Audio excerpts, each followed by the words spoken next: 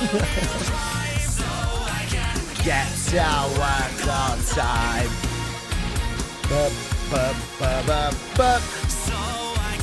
Get to work on time.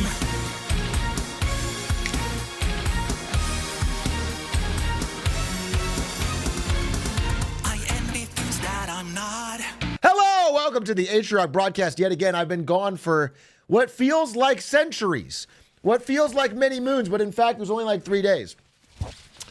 But Christ was gone for 3 days, and when he came back, he made some big changes. So I'm going to do the same. It's February 18th, 2025. 6 days? No, it wasn't 6 days. It wasn't 6 days. When did I last stream? Friday? Friday.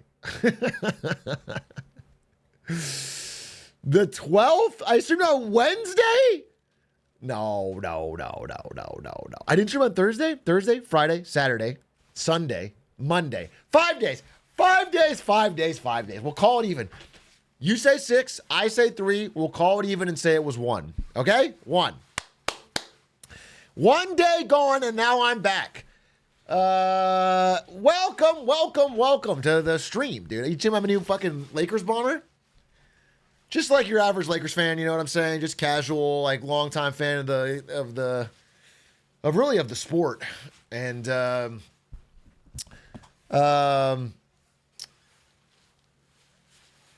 one day without Atrioc is like a lifetime without water. You know, that's high praise, but also a little odd. I don't think you would die. In fact, the fact that you're alive sort of hurts your own point.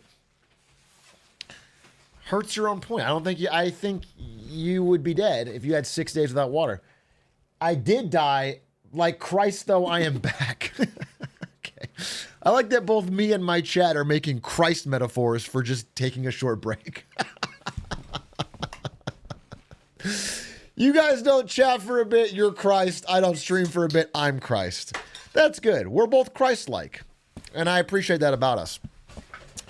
Guys, I'm glad to be back. I've had so much to talk about, but I have been at Genesis, the Super Bowl of Smash Brothers. And it was very, very fun. I have a lot to say, a lot of stories to tell, but I want to check up with you and see how the fuck you are doing. Holy smokes, he's streaming. Big A! I got new shoes yesterday. Turns out I've been wearing the wrong size for a while. I was wearing 10.5 and they felt uncomfortable. This guy yesterday at Allen Edmonds got me 9EEE and they're so much more comfortable. Is this a joke? I can't tell. Is 9EEE like a clown shoe? What is that?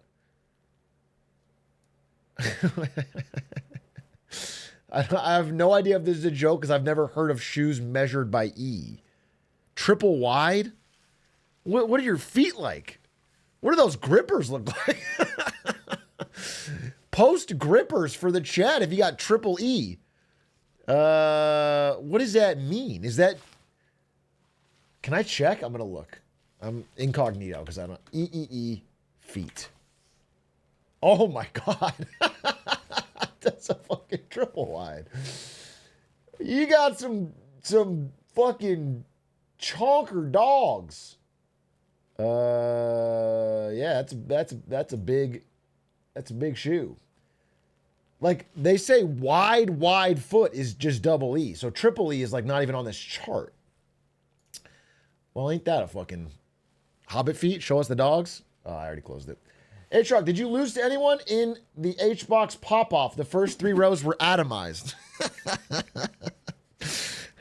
We kept making the joke that, you know, all during top 8, that if he pops off the right way, the roof might cave in and we'd all fucking die. His pop-off was really more... Well, I'll talk about it. We'll get to it. We'll get to it. Atrioc, I've been complimented twice since I got my two-tone Enron hat in the mail.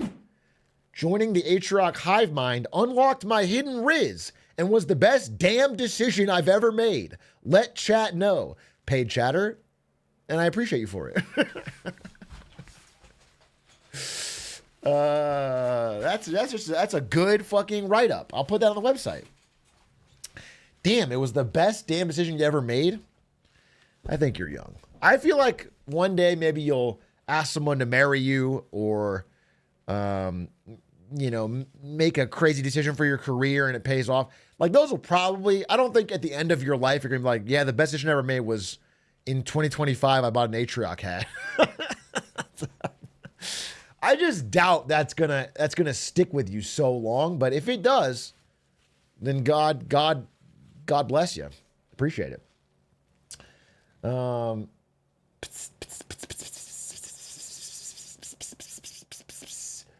Please tell me you made money during top 8.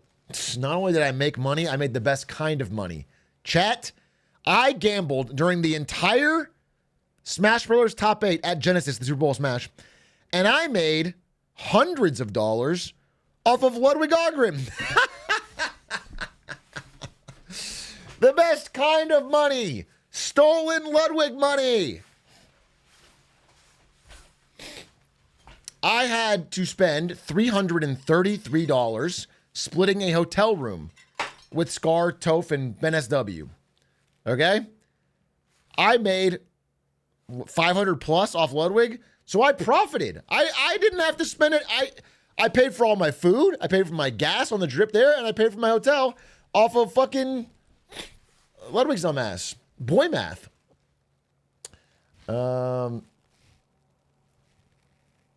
If you bet the off-brand money, you always win. That's so true. That's so true. I think I wrote that in the Venmo request. I was like, it's like off-brand all over again. Yes, yeah, yoink. It wasn't 3 mil, but it added up. My friend's been dating this girl for a month and they got married yesterday. Okay. I mean, congratulations. Is that relevant to me? My friend's been dating. Oh, sorry. I didn't understand. Dude, I totally didn't understand your message. I get it now. A month is insane. I totally misunderstood. I sort of felt like you had a friend for a month that just got married. And it's like, okay, who cares? But a month-long relationship into a marriage is fucking crazy. That's so fast. Maybe they are in love? Yeah, well, okay. There's 2 types of love, chat, and this is something you should know. There's the burning flame, passionate love that's really sort of hormones and emotion driven when you first meet somebody. It's like, oh, this person's exciting and hot. And then there's like the deeper, more spiritual love that comes from getting to know somebody really well and wanting to see them succeed and wanting to, that's the type of love that you build over a longer period of time.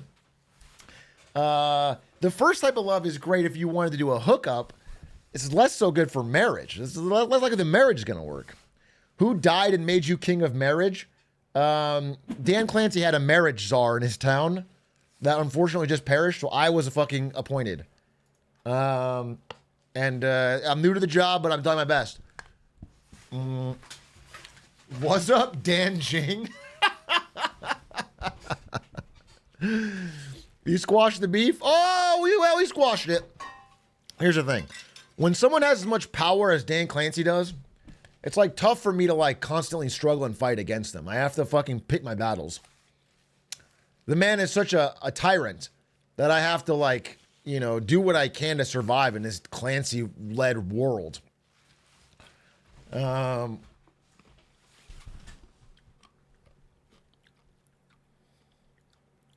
Dirty Dan's a sneaky guy. Unk is clip farming for a Rumble contract. Yeah, you caught me. You caught me, dog. No way. My secret plan is to clip farm for a Rumble contract. That's when I'm thinking about my plan for the future, I see it as a straight shot to a Rumble contract. That's where the real money is. That'll be good for the brand. Speaking of good for the brand, someone was telling me, someone was like, I know the stock competition you guys have is like mostly a joke, but it's good for the brand. And I was like, you know what? It fucking is. It fucking is, because I'm still at the top, baby. Wait, it's been like 2 months now? I feel like I've been out of the lead 1 day. 1 day and 2 months. Doug, though. Doug, surprise, was negative for a while. Now he's number 2. Off the back of his insane bet on Palantir. What I think might be the second most overvalued stock in the S&P 500. Ludwig's recovering. Can I tell you a little secret, dark secret? I'm kind of lashing out at Ludwig because he reached out to me today. And he said, you owe me Jump King. He linked me a video from 3 years ago. And he's like, you got to play Jump King. What the fuck are you talking about? So I'm lashing out. I don't know even how that came up. I don't know how. Someone must have linked that to him. There's no way he found that naturally. So who linked him that? And why is he? Anyway, I'm lashing out because Ludwig, here's the dark secret. Ludwig went into our group chat of all the stock game players. And he's like, hey, wouldn't it be fun if we changed the rules a bit to allow people to buy and sell stuff in the middle of the competition? And everyone was like, no, not really.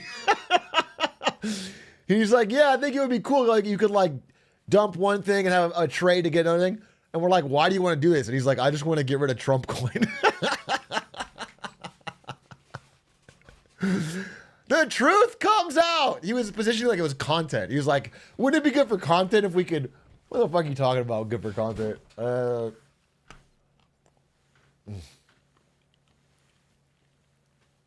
Would you let him sell Trump.com? I don't care. If he wants to just cut his losses and sell Trump coin, but I have some bad news. I have some bad news for any Trump coin truthers. First of all, you should buy the dip because it's coming back. We all know that. The second thing is, if you were to replace Trump coin with $0, like a completely 0% stock, 1,000 here, he would still be in last place. If Trump coin lost him $0, he'd be in last place. So it's not like it's the biggest fucking swing in the world. Did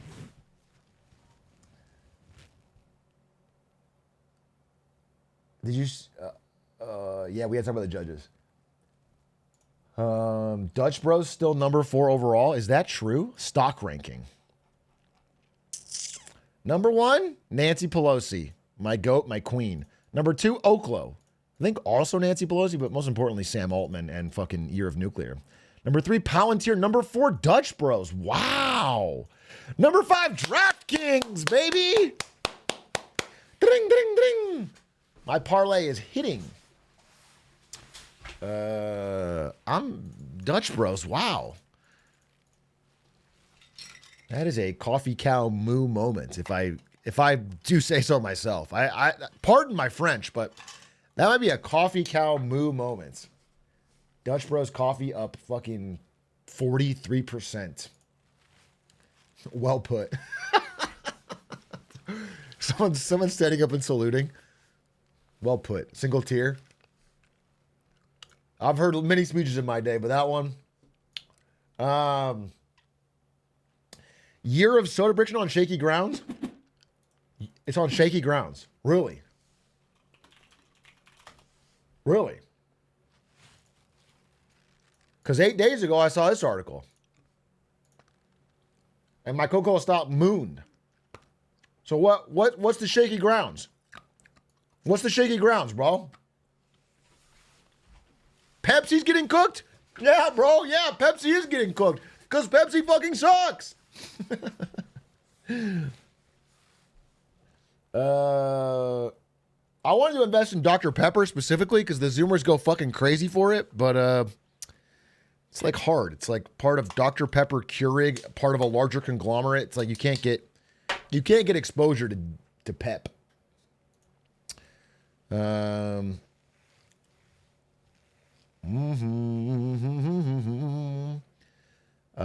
You love Pepsi?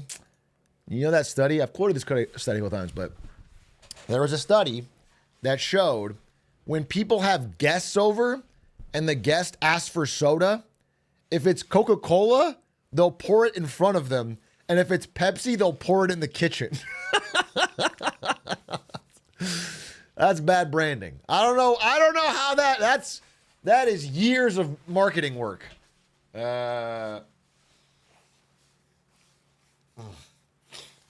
If it's RC, they pour it outside. If it's RC, they pour it out the drain. Hey, Robert Bobert Jr. Listen, buddy, I want to stop the stream for a second. I want to stop the broadcast. Guys, forget about the content. It's not about the content. It's about the connection I have with my subscribers. And I want to take a moment and say thank you, Robert Bobert Jr. You're a legend. What you've done for me with this $2.49 gift to my bank account is you've changed my life irrevocably. Things I think of, you know how sometimes people say BC and AD for years? Sometimes people say that. For me, it's like before Bobert, after Bobert. After this sub, my life's different. I will count the days in a different direction. Mispronounce my name, I'm unsubbing. You can't win them all. You can't fucking win them all, Chad. I try my best. I do a whole fucking speech, and the guy's mad about something. What the fuck can you do? This is the world's hardest job. This is the world's hardest job. Hey, Synergy, thank you for the 46 months. I appreciate that. Did you see somebody made a watered down get to work copy on Roblox and it has 2,000 players? Wait, I didn't know it had 2,000 players. Who sent me this? Isto. Isto sent me this and said roller skate obby. Told me to watch it on stream. Do you guys think I've always wanted to be. No, that's Ludwig.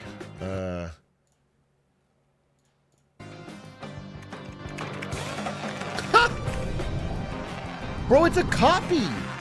It's like the same first room.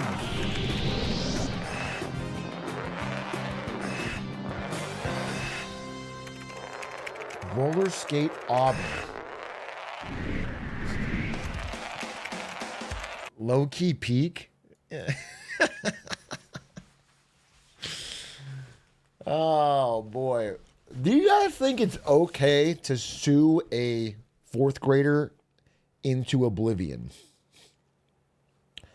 Do you think it's morally okay to hire the best lawyers money can buy to try and financially ruin a child's life?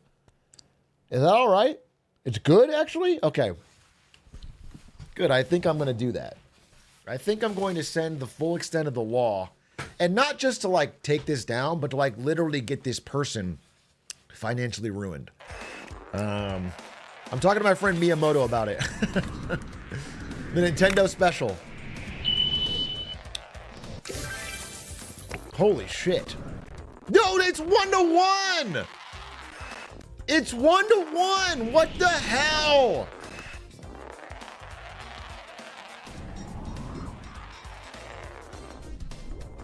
Play it. If you can't beat it, sue them.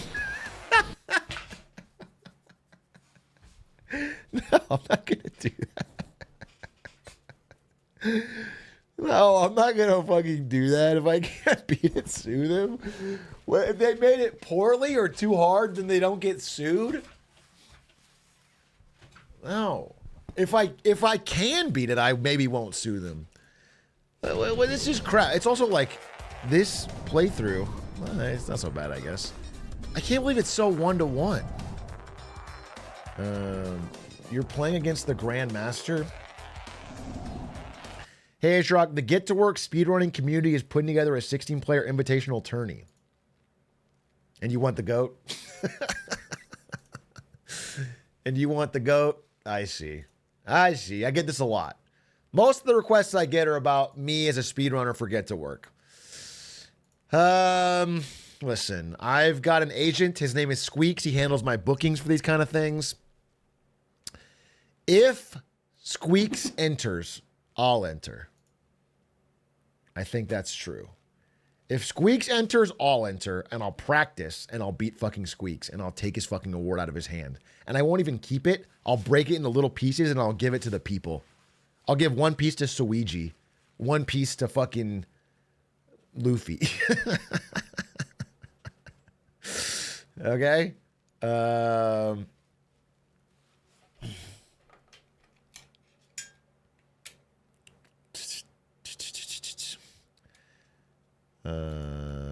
Atrioc versus Squeaks, roller skate obby. Wait, it's actually a good idea. I'm going to ask him right now. Squeaks. Someone made a ripoff.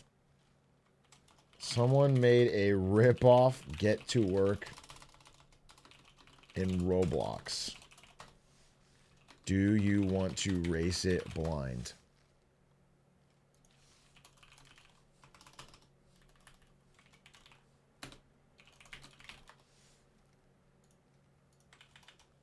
Boom. This is the video. Big accusation. How do you know it's a ripoff? Yeah, you're right. I think they independently came up with this extremely, extremely unique level design. The fact that it looks 1-to-1 is that's coincidence. That's how roller skate games. Oh my god! I scrolled ahead, dude. Look at this part. This is just middle management. It even has the giant fucking pyramid of window. It's the same fucking game. They fucking coincidence. I see. Do you guys think possibly Isto lied to me, invented a time machine, went forward, stole a Roblox child's game, came back in time, sold it to me, and convinced me he was making something new? Do you think maybe I should sue Isto and then give all the rights to this kid?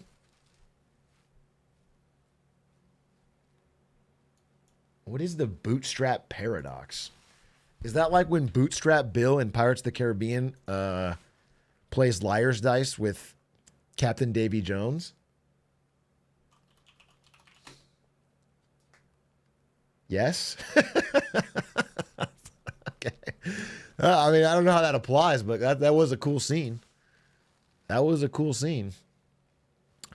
That was badass. Don't get me wrong. Okay, bro, we know you watch. Yeah, not only did I fucking watch it, I linked it to people. When I saw this video,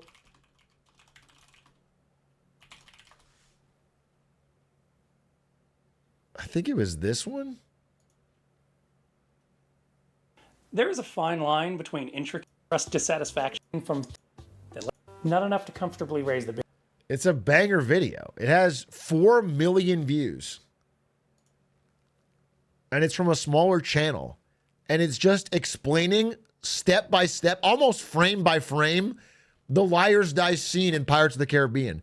And what's extra great about it is the movie, like, didn't expect anyone to know the rules, so they kind of just cut all the important parts out. But he, like, pieces it together what actually is happening. It's crazy. It's a great video.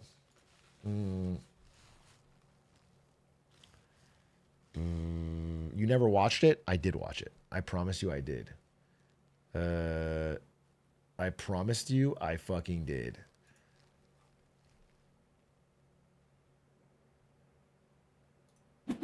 The other day, my friend calls me up and says, my friend is trying to convince me to buy Doge in 2 weeks because it will be low and then eventually it will go up. And I had to talk him out of it. His friend is a finance major. He now wants to buy Enron coin. Here's what I've learned. You can't do this. Like, here's what happens. Here's what you put upon yourself.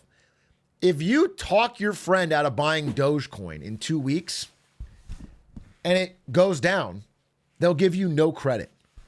They didn't buy it. Whatever. Yeah, whatever. If it goes up, they'll fucking hate you. They will fucking hate you. They'll talk oh my God, you cook yourself. You can't, when it comes to like this, you can only make jokes. If you try to give sincere advice, you know, based on risk return and based on the fact that it's fucking Dogecoin, it has no value. Nobody cares. They just fucking, they see line goes up. But I do think there's one part of your message that stands out to me that I want to bring up. And that is this part. This is like the extent of most people's thesis on investing, which is that it's down, it will eventually go up. And I know that has worked recently. There's a bit of recency bias. People have the idea that everything that ever dips will always go up.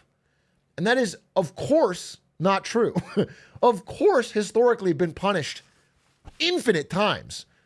But in recent years, because of our, massive deficit, massive money printing, it's been true. And so people just assume that it will always be true, which of course is, picking up pennies in front of a steamroller. Eventually, you're going to get fucking flattened.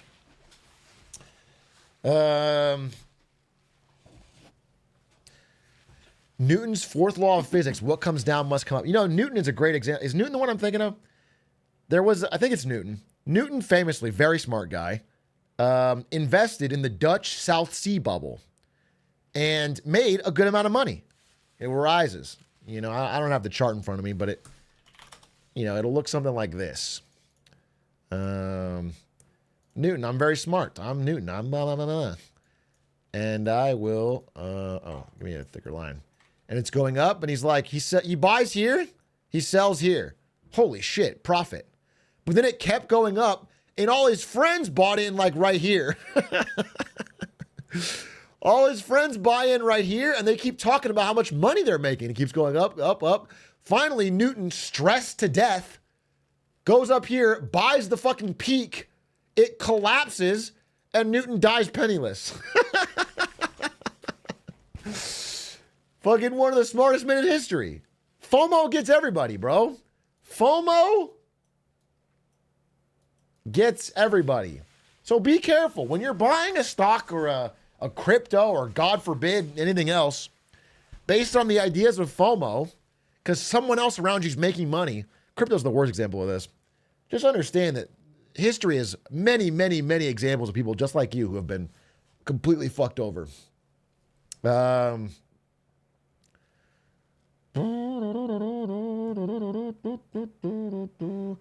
cackle after died penniless. Well, you don't understand how old I am. I know Newton personally, and I fucking hated that guy. You know what I'm saying? Because here's the thing. He always talked about motion, but he had no motion. I went to the clubs with Newton, and he scared all the hoes away, and it fucking ruined our night. He had no motion. But he would always be like, oh, I got all these laws. He was a fucking rambler. You know what I'm saying? So, of course, I'm fucking pissed at him. And, of course, I want him to see him finally get his fucking comeuppance.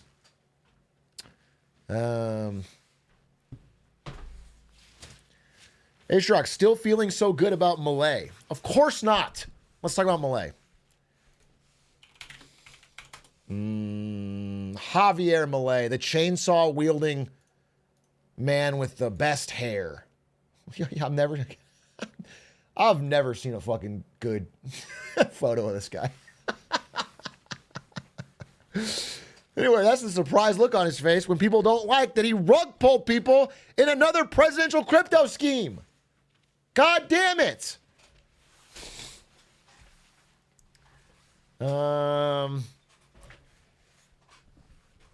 There was a Libra token that he promoted on his Twitter. Now, I'll give you his side of events. Somebody approached him, said he's running an Argentinian business, said this crypto stuff works and it's good for the future and good for investment in Argentina. And if you promote it on your Twitter channel, it'll be good for all of us. But what it was a fucking crypto rug pull. And it was such a massive rug pull because of this guy's pretty big audience. I think it hit 4 billion market cap at the peak and then rug pulled to nothing. Yeah, he basically got Hawk 2'd. Let me see if I can find the chart. Libra chart. What we should watch is the CoffeeZilla video, actually, because I think he's going to give a good... I Googled Libra chart, and it's all like horoscopes. Astrology chart reading for Kamala Harris. Did it predict she would win? Did it predict she would win?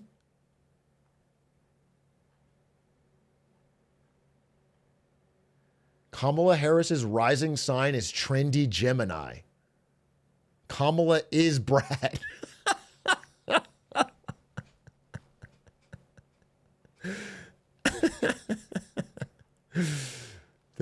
did she not fucking win with it? I don't understand. Let's CoffeeZilla. We'll watch CoffeeZilla. I think it's pretty quick. It's a Voidzilla discussion of Libra, and he talks to the guy. Voidzilla. The Libra interview. Oh wait, this is an hour. Never mind, I'm dead wrong. I can't watch an hour-long interview about Libra. It's not. I need a summary. That's an L. Fuck my Chungus life. Javier Malay Libra.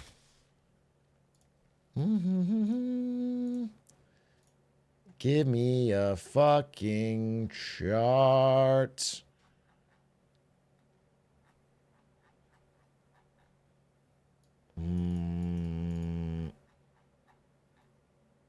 I'm trying to find a chart of Libra.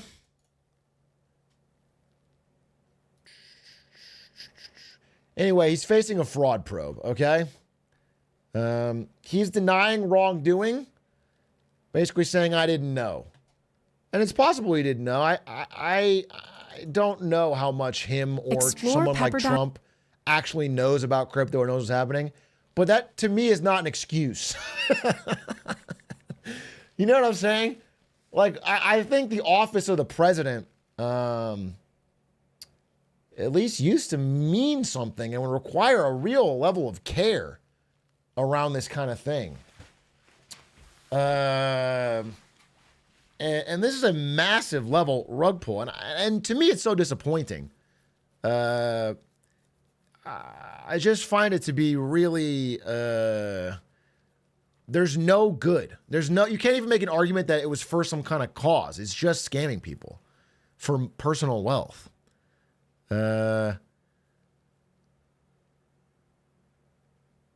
Those who entered there voluntarily knew what they were getting into. As volatility traders, they understood the risk involved. Yeah.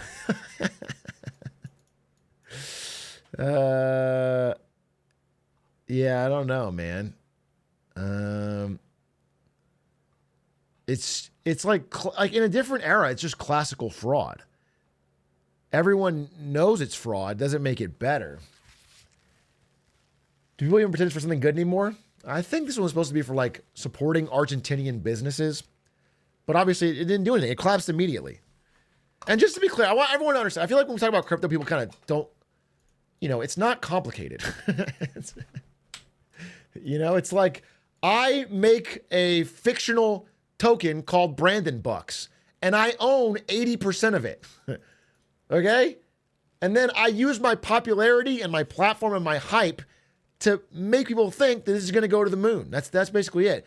And of course, a lot of people are attracted because they've seen someone else get rich off crypto.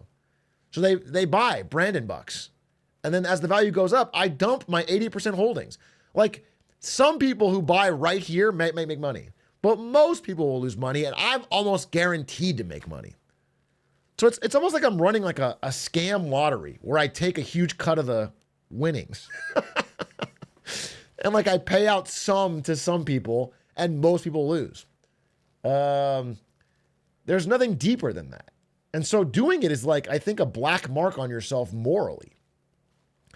I don't buy into the idea that like, hey, they know the risks, whatever. I'm scamming other people that want to scam people. Like it's not a good way to make your fortune. Except for Brandon Bucks, which are real and are awesome. So I'll say I'm disappointed. Yeah, I'm pretty disappointed. But I'll follow the trial. They're doing an anti-corruption probe. Obviously, got people up in arms. It's the first thing I've seen where it's got like a lot of people just like up in arms because a lot of people lost money. Yeah. How do taxes on crypto work? Is it similar to other capital gains? Yeah, my understanding it's the same.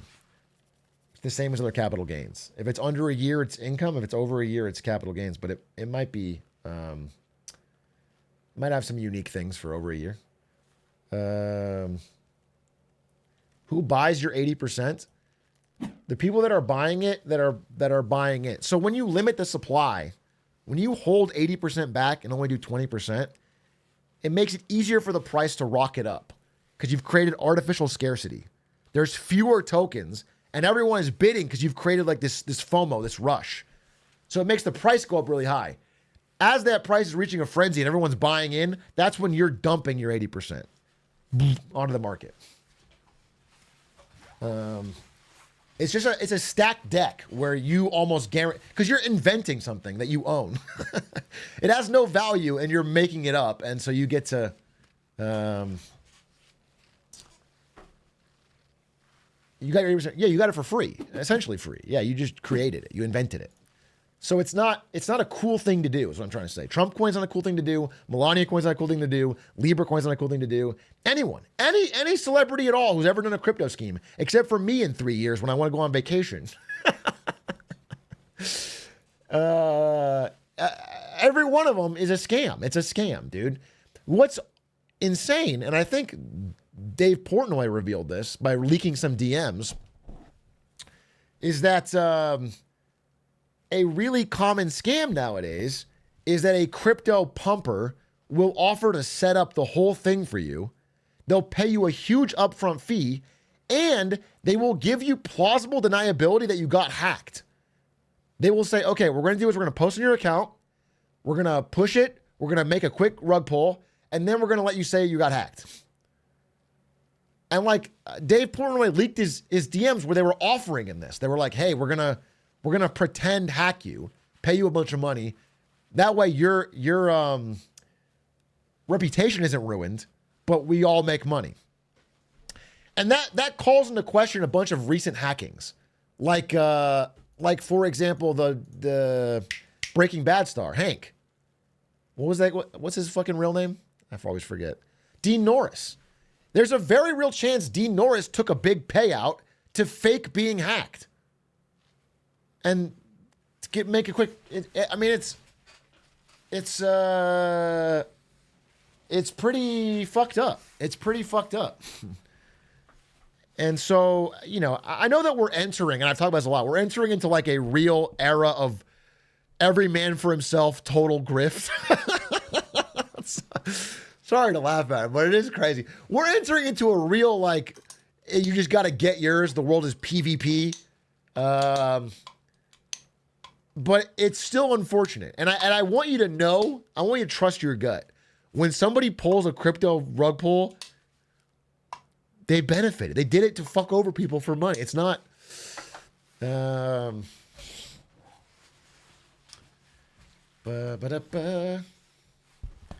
How is this different from subbing to you to avoid ads? I don't even know where to begin with this question.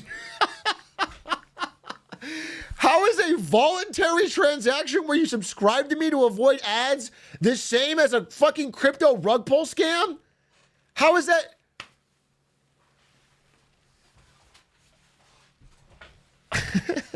Caught? No, guys, I was hacked to add the subscribe button.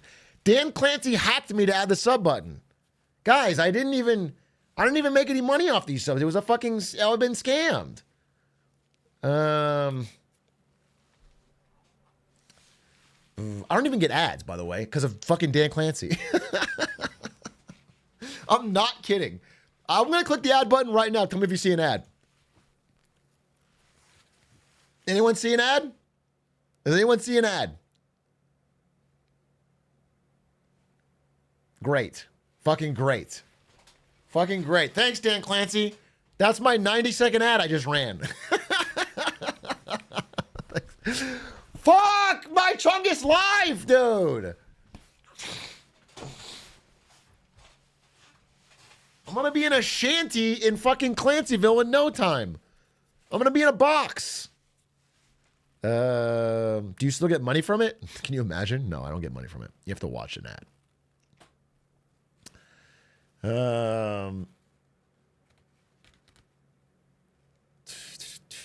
How much worse would you consider these people compared to people who promote gambling? What an interesting scale. What an interesting scale. I would say significantly worse. Because here's the thing. I think that crypto rug pulling, if you really actually look into the securities laws we have on the books, is illegal.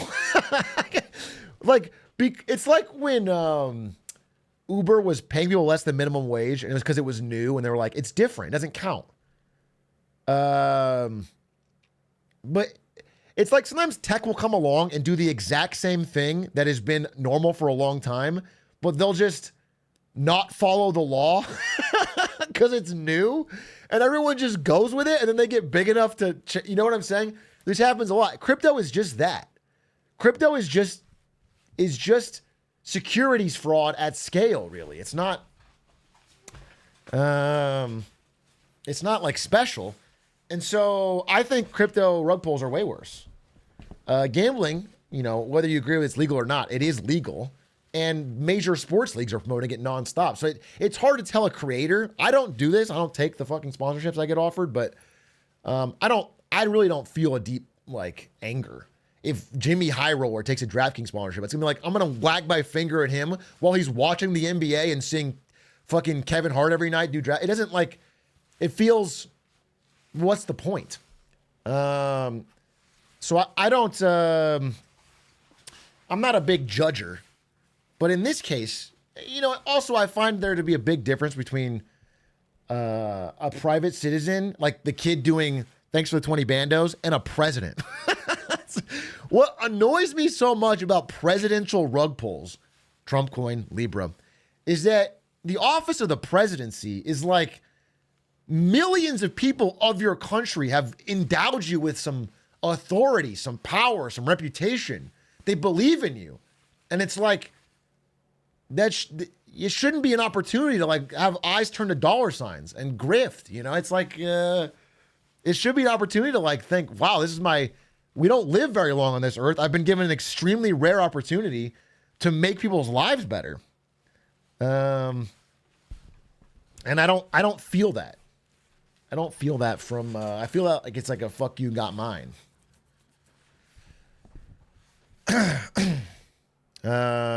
Too woke? Yeah, maybe too woke. Maybe I'm just being woke.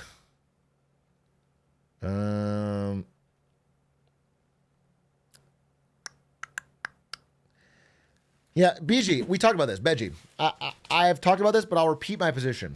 You are telling me that Canada has changed drastically, and that because of Trump's pressure, Canada is now united behind the Liberal Party, and that Mark Carney is going to sweep the election, and Poilievre is doomed. And I'm telling you, I don't believe you. We'll find out. If my prediction is wrong, and they don't win, crazy. But I've seen polls. I saw polls for Kamala Harris. You know what I'm saying? What I'm telling you is I'm very confident. I remain extremely confident that Poilievre will win that election. I have no doubt. But we'll find out. You know, the election will arrive, and we'll know. And I will apologize if I'm wrong.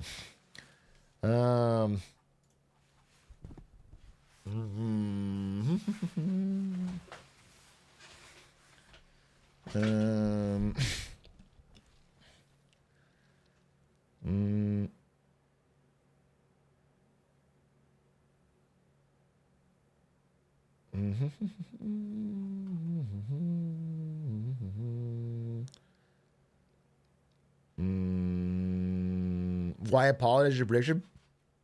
I mean, I'm not gonna. Well, I'll say I'll apologize for dismissing your polls claims.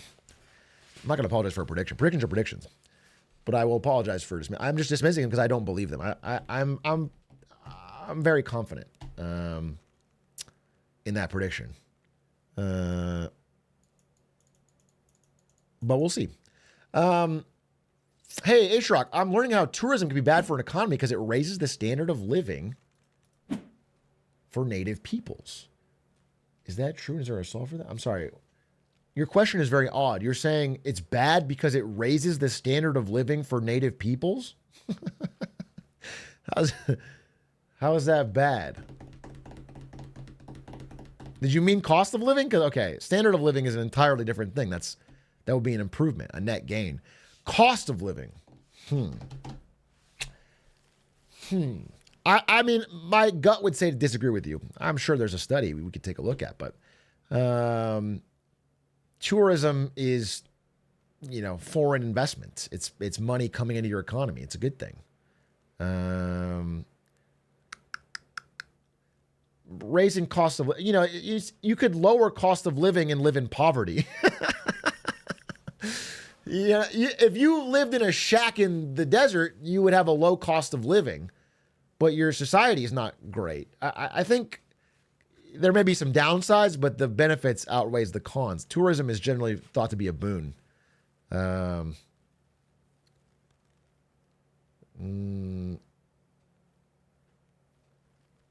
shack in Clancyville is $1,600 a month. Yeah, but with Dan Clancy's good governance, it's worth it.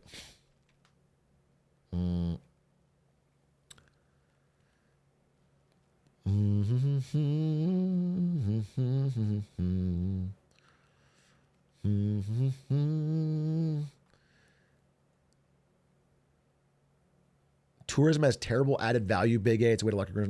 But that's the thing is, I think you're thinking very, very one step on this.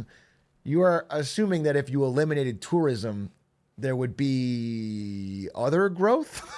There would be, you know what I'm saying? It's basically tourism is almost a way to get money into your economy for nothing. It's like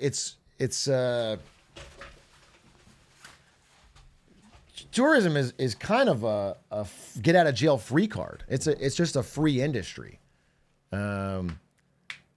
If you're acting like it'll solve all your problems or fix your wage growth issues or anything else, no, it probably won't.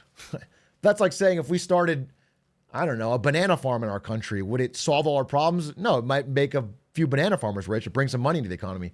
It's just a valuable industry. People are putting too much on it. And I think studies that are blaming tourism for countries' problems are ignoring larger societal problems with that local government, which are probably the much bigger issue than tourism. Like Japan, like if you were like to blame Japan's weakening yen or inflation problem or any of that on tourism, you'd be insane. It's the government. It's the massive, massive, massive government debt. It's the fucking propped up, desperate Japanese government. It's nothing to do with tourism. Tourism is, if anything, it helps. It helps in a tough time.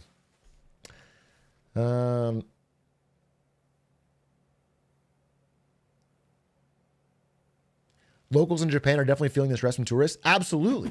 Yeah. Again, as Japan's currency gets weaker and weaker and weaker, which it continues to do because of bad government decisions, because of the endless government debt finally coming due, people will want to travel there because they can get more for their buck. And so if you're an average Japanese citizen, you don't understand any of that. You're like, this is fucking annoying. There's more and more and more tourists. But it's not the tourists' fault. The tourists are a symptom of the bigger problem, which is that your currency is devaluing. It's just shifting blame. It's like, oh, these fucking tourists. That's not the case.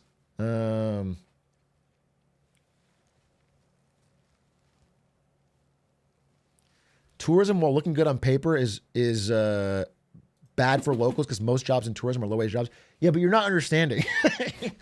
It's jobs. If you get rid of the tourism job, it's not like there's a bunch of high-cost, high-paying jobs. There's no jobs. I just corrected this. There's no jobs. There's either these low-paying jobs or there's no jobs. If you're in a situation where you're relying on tourism, your economy's already in a bad spot. It's not like all these people that are working tourist jobs are like, oh, I would be working at a executive in a nice factory or whatever. You know what I'm saying? That's not how it goes. I think it's a scapegoat. I think it's a very convenient scapegoat on outsiders when it's really government problems.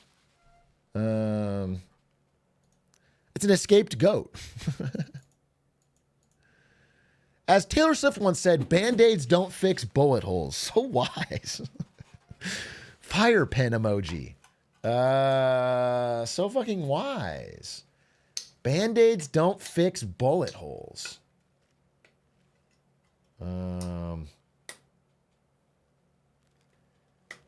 Can I can feel like you want to crash out. Thanks for not crashing on the chatter. I didn't even feel it. You know what it is? It's daily exposure to chatters that makes me fucking crash out. I didn't even feel one. I wasn't even one iota ready to crash out. I was so nice. I was so happy, and it's because this is my first day back. I have all the patience and tolerance in the world. Actually, I'm feeling extra nice because I met so many chatters at Genesis. Let's talk about it real quick. I went to Genesis, Super Bowl Smash Brothers, and I met a lot of people in person, and everyone was so fucking nice. Everyone was so nice. It was really, really sweet, and I felt very pleased. It's also kind of cool. I mean, I'm trying to share you a story. This is like not a big deal, but it's like a fun little story, okay? I have been going to Melee tournaments with Bobby Scar, People's Champ in chat. If you type People's Champ, the emote, for a decade. For over a decade, I've been going to tournaments with him. And I've, you know, there's a thing that happens when you hang out with like Scar at a tournament or Ludwig anywhere where you're walking and you're talking and then someone will stop them for a photo and you kind of just have to sit there and it's like, fine. I don't have no problem with it, but you're just kind of sitting there while they take the photo and talk to them. And then you start moving again and then someone else wants a photo and you just sit there and wait. And it's like, you know, there's a thing you have to do because they're famous. And it's like, whatever, that's what you got to do. And it was kind of cool walking around Genesis with Bobby Scar and we were both getting asked for photos. That's cool. You know, it's like kind of a cool experience. I was like, a lot of people were asking me for photos and it was kind of fun. It was kind of cool. It's not a big deal. It's just a fun little thing. I'm not, you know, it's a different experience. So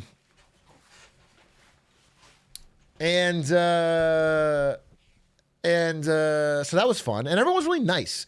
Here's an example. I'll give you one thing. I was outside of, again, I used to live in San Jose. I was walking around areas that I remember from living there. I used to live 3 blocks from where this event was held. So every restaurant we went to, I've been to 1,000 times. It was like everything I've been to. So I'm walking around and I go outside while we're eating and I finish my meal. I'm eating with some friends, you know, Pei and Rachel and a bunch of people. And let's say my table is here, okay? And I'm here. This is me, chatted up. And over here, about this distance, is a trash can. Okay? This is a trash can. And I've got my cup. Okay? And I say to my friends, I think I'm wearing LeBron merch or something. I was like, I bet you I can make this shot. I can't put down the cup. I can put it down. I can put it on the trash. And I said, I bet you can make the shot. And they go, no, you fucking can't. And I say, give me odds. Give me 5-to-1 odds. I'll fucking make it. And they're like, all right, I'll give you 5-to-1 odds. Whatever, put $5, 25. And I'm aiming and I'm lining up. And then a guy is standing right here. I don't know him. There's just a guy and he's staring daggers at me. There's a guy just staring dead at me. He doesn't move. He's just standing by the trash can. He's watching this whole interaction and he's staring daggers at me. So I'm a little bit like unnerved because he won't stop staring. But finally I fucking chuck it and it goes bang, bang right in the trash can. And the guy goes, hey, I'm a big A fan. And I was gonna not talk to you because I was afraid, but you made the shot, so can I talk to you?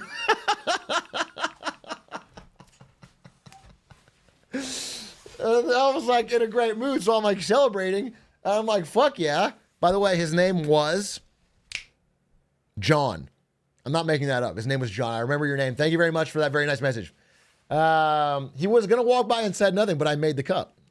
And so it was a really cool experience. It was very nice. And then next day I ran into him and we played, I think, Mahjong together. So the second thing is, the story of Genesis is not a story of Melee for me so much. I played a lot of Melee. I got beat by a lot of people because everyone's good now. But I also learned how to play fucking Mahjong. Just use the eraser? No, I'm not going to do that. If you never played Mahjong, it looks incredibly fucking complicated. It looks like this. Yeah, Scar loves Mahjong. Scar's obsessed with Mahjong, and he kept trying to get me to play. It looks like this. It looks fucking insanely complicated. And it turns out it is. But he made me watch this 8-minute YouTube video about the one way to win Mahjong if you know absolutely dick all. There's a way that wins about 25% about all Mahjong games without knowing any knowledge. Can we watch it? All simples? No, it's just going for 4 sets in the pair. You just say rishi, and then when you get it, you say rong. Okay, that's it. That's all you have to do. And all I did was that every fucking time. I just fucking searched for 3, and what's funny is I don't even know what the symbols mean. Like, so I had a little fucking printout. Some dude handed me a printout that's like, this means 1, this means 2. Basically, I need, okay, I have 13 tiles. You guys probably don't need to know this, but it is kind of interesting. I have 13 tiles of all of these, and I need to have 1, 2, 3, or 3, 3, 3. Either 3 of the same or 3 in a row. So I get 1, 2, 3, maybe a 7, 8, 9, maybe a 6, 6, 6. Whatever, right? I don't know Chinese numbers. I don't know Japanese numbers. Okay? So all I'm trying to do is that. I don't interact with anybody else. I don't look at the board. All I do is I pick up 1 tile. Does it match one of my 3? If not, I put it down. And I did that in silence without talking to anybody, and I fucking won. I fucking won. Not every game, but I won my first game.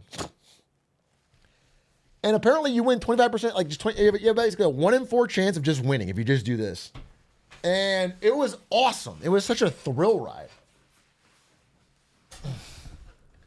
And so I was kind of hooked. So we played a lot of Mahjong, a lot of Maj as we call it. So you're stealing from the Asian community. Is that what you think is happening? It was beginner's luck? Yeah, it was. It was beginner's luck. And then Bobby Scar tells me, do you want to learn more of the game? I'll play on ranked ladder in the hotel room and you can watch me. Doesn't sound that appealing, to be honest. Doesn't sound that appealing. But I try it for a bit. And he boots up a game called Mahjong Soul on his laptop hooked up to the TV. Mahjong Soul is like gacha mechanics meets Mahjong. And every character is like a giant boobed anime schoolgirl. It's crazy. It's fucking crazy. It's fucking crazy. And there's gacha rolling mechanics for this. So Scar, I am watching him play the game and it's like the Mahjong board and then 4 girls around it with fucking E-cup titties. And he's like, yeah, those cost a lot of money. Just zoom in on the board. Just zoom in on, we don't need the red, just zoom in on the board. But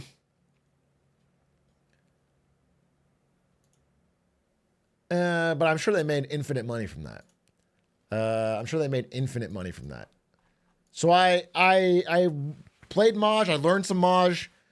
I've seen the anime Akagi, not the whole thing, but some of it. And I think it would be way cooler to watch it now that I know some of the rules of Mahjong. Thank you for the 33 months, Drew.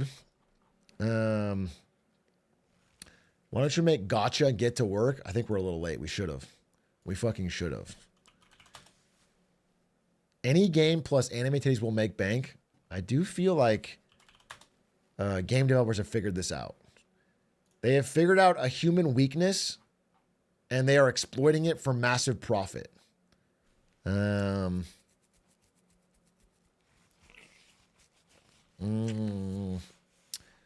Which is not great.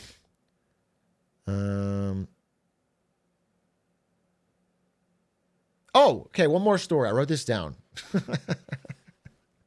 This reminds me. The anime titties thing, fucking gooners, whatever, reminds me of this. Okay? I sat down to watch some top 64 Melee. I'm sitting down, you know, a Melee event. I wonder if you guys can picture it, because a lot of you have not been in person to a Melee events. They're really fun. Maybe it looks like this, maybe. This is not a great example, but like, it's a huge fucking venue. There's tons of CRT set up to play Melee with random strangers. Just sit down and play with a friend. And then at the front, there's a big stage where like people are playing the real matches, like the highlight matches, and you can come and watch, all right? And I will say this. This is the least stinky Genesis I've ever been to. No, it was the least stinky one. People showered. People showered way more than usual. I swear to God, I didn't get, maybe one person had a whiff. This is by far the least stinky. Deodorant was in use. I want to give a major dub. It was nice and it was cool in the place. It wasn't warm and stinky. It was cool and no smell. I was very impressed. Anyway, so imagine I sit down like right here. I'm sitting down like right here on the edge. I'm watching the front. Two guys are next to me. I have no idea who this character is or who this person is. Let me actually Google it real quick. Make sure I'm not saying anything out of turn. I think I am. Unfortunate. I mean, I don't know. Maybe?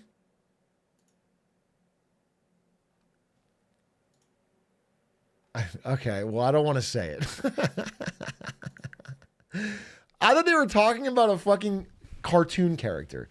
I'm going to make up a fake name then. I think this might be, I'm not sure if it's a cartoon character.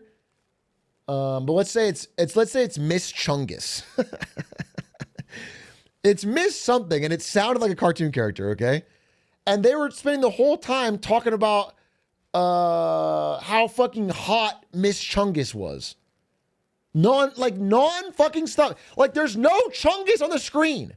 It's just Melee. And two people were sitting there talking about Miss Chungus. It was fucking crazy.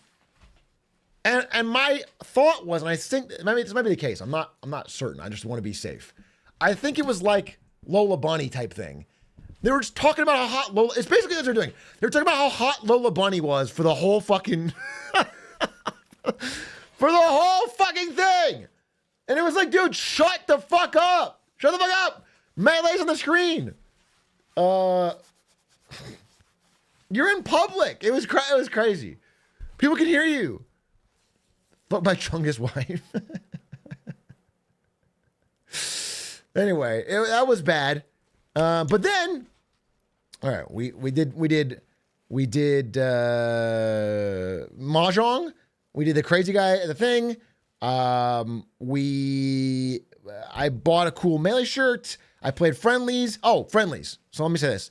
So at Melee tournaments, there's like I said, a bunch of CRTs. And they're all just sitting around, and you can go and sit down and play with it. It looks like this. This is a perfect example. This is a great photo. It looks like this. Imagine there's just rows of CRTs. And if you see somebody sitting alone, you just sit down and say, hey, want to play friendlies? And you plug in and you play money, or maybe put money on it or not, but you play, okay? It's great. And I was like, I didn't enter the tournament for the first time ever because I'm an old washed man now. I didn't enter the tournament. I just thought I would relax, hang out with friends, and play some friendlies. But I still wanted to, like, you know, test my skills. I still wanted to play. I wanted to be a Melee player. I'm not just here to fucking dick around. I want to play some Melee. So I'm like, all right, I bring my controller. I sit down. I find people of all ages, all walks of life. And I'm like, you want to play some friendlies? And as I'm playing, I'm doing pretty well. You know, I'm holding my own. I think for the first 5 times I sit down, I'm either winning or even. It's great. I feel good. And then I'm sitting there after one guy leaves and a guy walks up to me. And if you know your name, if you're this person in chat, you should fucking admit it. One guy, younger guy, stringy hair, white guy, holding a fucking box, comes up to me and says, hey, I apologize for the comment on your hairy hair. It's fine. I'm not trying to body shame. Guy walks up to me and goes, "Hey, friendlies?" Kind of aggressively, "Friendlies?" And I go, "Yeah, sure, sit down." And he fucking takes out his fucking monstrosity. If you guys don't understand, most people in Melee play with a fucking GameCube controller. But in the recent years, people have invented these things called boxes. And I'm not I don't care. On a grand scale, I don't care if you use a box. But it looks like this, okay? It looks like this. And it's got buttons on it. This is not what his look like, but same kind of thing. His was more custom. And with these buttons, you can do things in Melee every time that are usually really hard. Okay? You can just program the button to do like a perfect max length wave dash, and you just press it. And then it fucking does it. And to some old school people, it feels like cheating. But it's so common among fucking Zoomers that I just don't say anything. It's fine. Okay? Fine. Whatever. And this guy sits down with his fucking box. He plugs in, he picks Fox, the best character in Melee, and he proceeds to beat my fucking ass. He proceeds to beat my fucking ass. Just destroy, like just fucking just waxing me. And if you've ever been in the situation as a Melee player, there's like this weird unspoken etiquette that I'm trying to hold up, which is that I don't want to unplug my controller immediately and walk away, but I'm not having fun. Like, it's like what the real thing he should do is leave. He should be like, "Okay, good games," because he's beating me.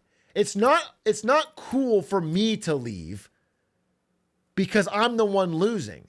But he should be like, "Okay, I'm clearly better than this guy. I'm going to go look for an opponent more my skill." I'm not trying to beat up on him.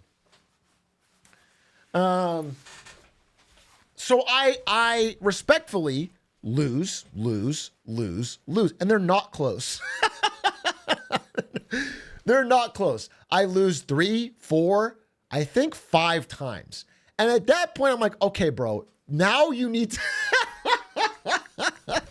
you need to fucking back it up." Because now, also, by the way, it's like I was hoping to use this TV and play somebody else. There's not a lot of TVs open. So finally, I just fucking leave. Finally, I go, "Good games," and leave. I fist bump him. I'm like, "I gotta go." And I fucking get out. So I'm bullied off the setup. All right, I'm bullied off the fucking setup by this box fox. Fine. He won. He gets it. I understand that. Over the course of getting my ass beat, I ask some questions. I ask some questions and I go, "What region are you from?" Or whatever. What? And I don't remember all the answers, but I remember his tag, and I'm not going to say it. I'm not going to say his tag. But out of curiosity, later, after the fucking tournament, I look up his fucking tag on Smash on the bracket, and he did terribly. He did fucking terribly. And it just made me think, wow, this is all over. This is all over. This person is playing the most perfect Fox tech skill I've ever seen. He's just destroying me. And he did terribly. So I guess I'm happy I didn't enter. People are cracked. What I'm saying is people are cracked. What I'm saying is I walked away from that tournament thinking, on average, the people still playing Melee are all cracked. And despite the fact that I, at one point, got top 32, day 3 competitor, top 32, PAX South, Super Mega National, one of the greatest players of all time. I don't have the sauce anymore. I don't have the sauce. And so I stuck to beating up my friends.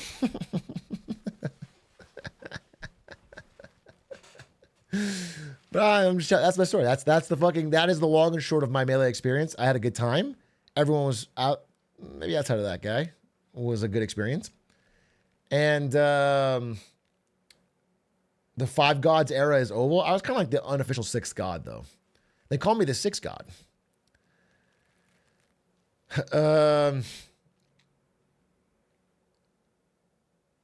So now that it was obvious that I wasn't going to win the tournament, because I thought I would win going in. I thought I'd be the winner. I thought I was the best player. Turns out I wasn't. It came down to find the actual winner. And Genesis has a unique thing in all of Smash Bros. Where the top 8 is a different venue. It's the coolest thing any tournament does. Nobody else does this. At Genesis, for the top 8, they go to this fucking theater. It's way more packed. It's way more close, and nobody's playing. Everyone in this room is just there to watch. So you don't get this energy of like people kind of like looking at their screens, kind of half looking. Everyone's fucking locked in. And it's fucking cinema. It's awesome. And people hug each other and they cry and they scream and everyone's focused on the game and the game's fucking awesome. It's great. Hey, there's me right there, by the way. Holy shit. I swear to God, I didn't know I was in this photo. I just Googled Genesis Smash Bros. This is the 4th photo. That's me right there. I'm in this, that's fucking, okay. Anyway. And I sit somewhere around here every time in one of the first couple rows and it's a blast. It's cinema. I really enjoy it. And this year was no different, okay? Everyone's packed in. I have Adish with me from Big A. Adish is my first time meeting him in person. Adish, well, not my first time, but my first time kind of really hanging out with him. And Adish is sitting next to me, and I'm trying to show him a good time. He doesn't really understand Melee, so I'm trying to explain it. And I'm watching with Jmook, who's like my idol in Melee, because he got knocked out. He wasn't in top 8. And Jmook was kind of sad. He's like, I've never been in the crowd for top 8. Jmook has won this tournament, but this time he didn't make it to top 8. So he's kind of like, I've never been on this side of it.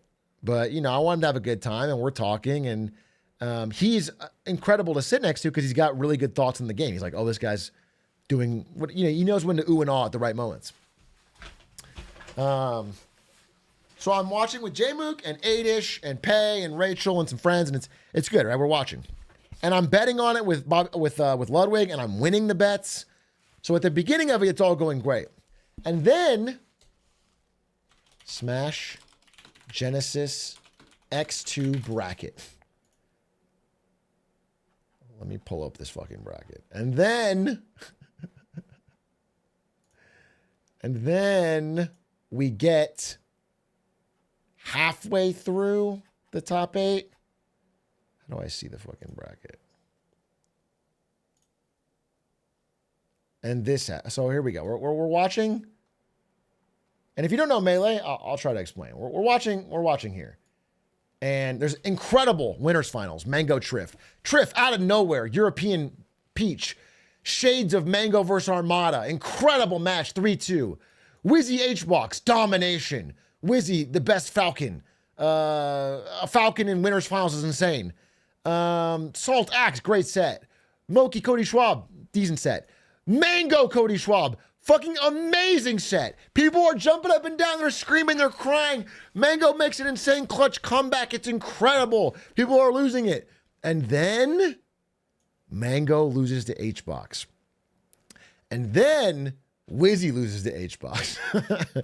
And then the final, if you don't know Melee, becomes Peach versus Puff. The reason that we play Melee 20 years later is because it's got the best movement of any game. It's so crisp, so fluid. The combos are so fast. It's incredibly fun. And very rarely in the history of the game do we have two floaty, slow characters playing each other in a grand final. Now, I don't know if you've seen this meme. Some people who I really respect tried to tell me at dinner that actually it's a really good thing. That actually this was a really high-level cerebral match with every hit counting. And it was, I think I'm here. I'm a simpleton. That was the most boring finals I've ever watched. It was like an hour plus long. Some of the matches went to timeout. And it was just like single hit, bounce off. Wait, float, single hit.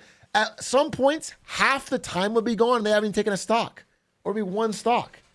It was so boring. And I want to prove this to you because I was looking around and people were falling asleep. I think Scar fell asleep. People were dozing. People were on their phone. This is like in the front row, dude. I've been at Genesis every year. Every year. I've never been in the front row and seen people falling asleep. People like, so I understand for a certain type of person that was the best final ever, and I do congratulate HBox.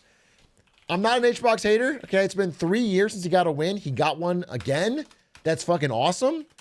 I don't blame either of the players. It's not their fault. They play what they play.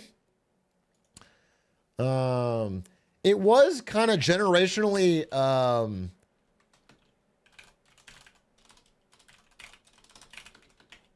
Let me try and explain this to you. Is this the finals? HBox says that. Genesis said it to us. So look, dude. Freebox can win this game. This is the last game. It's an hour in. Dude, I'm hungry. I'm tired. I'm stressed. I want to be done. We're game 9. Game 9, Peach Puff. I mean, and it's so slow. I mean, just try to get a sense for what's happening. It's like just single hit, run away. Here we go. Trev fighting for a spot in history. Single hit. No combos. Book of legends for Melee. Why he deserves to be here. That's right. It's just one. And, you know, you could say it's a chess match, and I think at their level, I'm sure there's some really deep thought to it. I appreciate it. But as a viewer, it's just not as fun to watch as a really fun, you know, I mean, look, it's not 30 seconds, no interaction. look, dude, look at how little is happening. We talked about that way earlier today. That's a crucial. Anyway, that was one random forward air and Peach dies. That was it, one forward air. And anyway, at one point, HBox gets so far ahead, right around here, he knows he's going to win. He knows he's going to win, so he starts crying in the middle of the set while still beating Triff's ass. He's already standing up, Fish. It might be over from that. It honestly might be the set, the way that just happened, because the Stitch didn't go your way, and you got a rest out of it. HBox knows. Look at his face. This is his. To tap Look, he's he's doing the pop off. The set's only half off. He's still got 2 stocks left. Dude, and someone said on Twitter, it's like, if I was Triff and my opponent is popping off on me mid-set, crying while beating my ass, that would be my 13th reason. I've never seen that. Oh, God, it's crazy. to lose. Dude, he's so emotional right now. He's already thinking about it. We have talked about this when you're about to be the top player. He knows. We all know, but it's still got me. I respect Hungrybox for this, too, because if I was up there losing it, like melting down because I was popping off my ascertained victory, my play would suffer. But instead, HBox is like playing better. Play to play, HBox. He's getting so emotional over this. Oh my God, we know how much this means to HBox. There's stops on the screen. There's time on the clock. Hungrybox cannot keep his emotions contained. Dude, he knows he has this. He knows he has it. It's 100%. He has this. I think it's happening, Walt. With every passing stock, he knows Trip it. slowly floating This down. is This is one up there. This is the slowest pop-off we've ever seen. It's in slow motion right now. Oh my God, it's 142%. HBox knows this. He just has to tap it in. It's over. It's probably over. He knows he has it. The emotion on this man. This is 2.5 years in the making. Riptide 2022. He's still popping off. He won a tournament. He has the crowd back at Genesis. He's like that. He's tapping himself and he's like, no, I'm not. I haven't won yet. yet. I haven't won yet. It's not over yet. You haven't won yet, H-Box. Back in the Bro, game. Get your name back I'm in the losing game it. here. I'm losing He it. can That's bring this crazy. one out with fireworks. Triff, his work cut out for him, but this is a gargantuan, a monumental, some would say an impossible task. I mean, okay, No, H-Box it's not pulls it together possible. here. Here's what I'll say. One thing that bothers me, and it's not Hungrybox's fault, but I feel like, I just feel it in my bones. I feel like if Hungrybox ever wants to truly win Peach vs. Puff, he can do it on command. And I think he like pretends he can't until the moment he needs to. I actually feel like this matchup is so free, and he like, because I've watched it over the years, and it never, at the end, it never is close. It always feels close in the first couple of games, and then it's never close. Good percent. Oh my god, I think it's, Walt, it's happening. It's happening. Bish, it's happening. H-Box is going to win. He's going to win his H-Box second. is going to win He's going to win Genesis. his second Genesis. And again, It's he's he he's cannot already contain. breaking He down. cannot contain his He emotions. He knows knows it's coming. And Anyway. that's when H-Box wins. He does have a cinema pop-off. It's been 2.5 years since the last time that H-Box has won a Super. And it's like one of the rare, like the Evo style crying, falling down pop-offs, which is actually really good because the other type of pop-off kills people. So the other pop-off is where he throws the chair into the crowd and kills 5. Did he piss himself? Is that piss or tears? It's been 2.5 years since the last That's tears. He was crying so much. He's like a Squirtle or something. It was like, time that H-Box has won a Super Major since Riptide 2022. all Team Liquid players spill water upon victory. What an emotional pop-off we have here from H-Box. Let the tears flow, my friend, because That's right. you have sufficiently earned this one. Hungrybox, your Genesis X2 champion. Oh my Tripp, of God. course, has etched himself down in history as one of the great. Anyway, it is cool. I mean, listen, I've been through a decade plus of Melee now, and there are some eras where Hungrybox wins a lot, and it's hard not to hate him because it's so annoying. By the way, if you've never been to a Melee tournament, I don't want to hear your opinion. There's a lot more viewers of Melee than there are attendees, and a huge number of them are Redditors who have only watched half of the doc and they just really like Hungrybox. And I don't blame him. It's fine. I think he's a nice guy. I think he doesn't deserve the hate, but I don't I don't want your opinion because you really don't know. You have no idea of any of the IRL anything. You don't know the stories. Maybe you watched the Emp Lemon video. It's not, I don't think you have a real authentic picture of the reality of the game. And so I still am happy for him, obviously, especially because it's been 3 years. It's been 3 years since he won, and I always fucking love the idea of a veteran player making a comeback. I think that's so fucking cool. I think it's cool. So I'm very happy for him. I think the final sucked, but not his fault. Faker.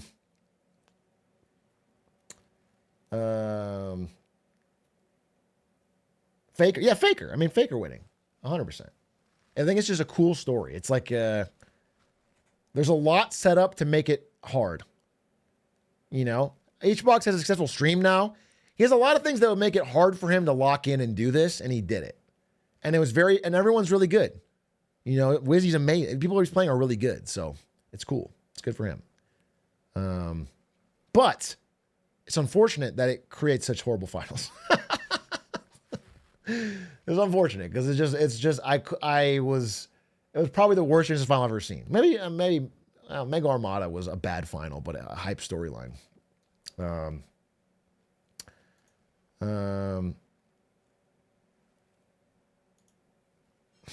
Did you watch Rivals at all? I watched Little Rivals. I think it's fucking awesome. I think it's fucking awesome that Plup, a Melee player, won. I think that's fucking sick. I think people who play other fighting games sometimes don't respect Melee enough.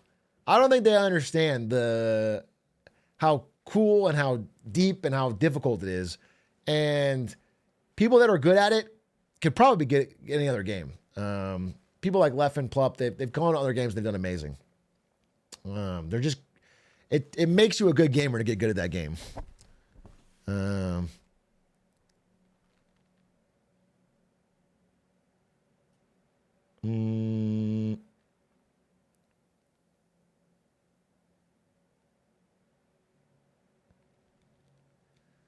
Rivals is close to Melee, though? Yeah, but a lot of people from Rivals 1 and other games were, like, discounting Melee players' I don't know, potential. And Plup did amazing. He was not seeded number 1, but he won the tournament, which is fucking awesome. It's just cool. It's just fucking sick. Anyway, if you're not a fighting game person, maybe all this doesn't matter to you, but it was cool. It was just really fun.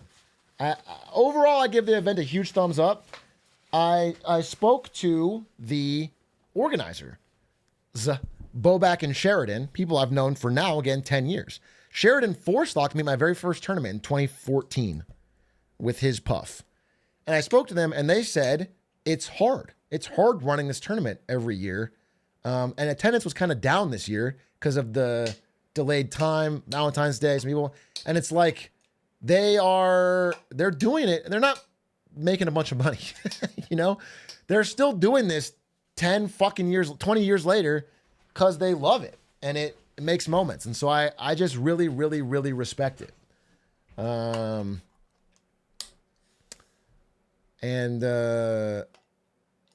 they were worried they might have to downsize next year. And if they do, you know, I'll still be there. I'm still going to show up. I don't go to a lot anymore.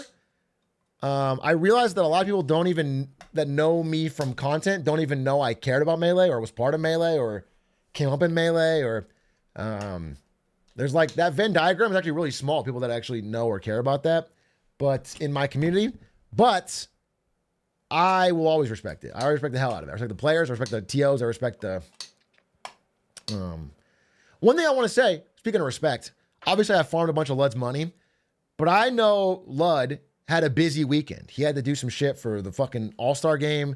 He had some shit to do. And he still spent the money to fly out to Genesis, paid them money to restream rights, set up a booth, stream the finals from his fucking own stream, which brings new people into the game. I respect it. I think it's awesome, unequivocally. Normally I do this thing where I talk shit about Lud because it's really fun. And he deserves it every time. But this was really cool. It was really cool. And I respect the hell out of it. And it was cool of him to do. And it's a really great game. It's a really beautiful game. And I wish there was like a new doc that could get people into the game again to see the beautiful storylines and how fun it is and how great it is. But it's always worth to watch the Smash Bros. Documentary if you haven't watched it. It's so good. He's working on a new one? Oh, great. Great.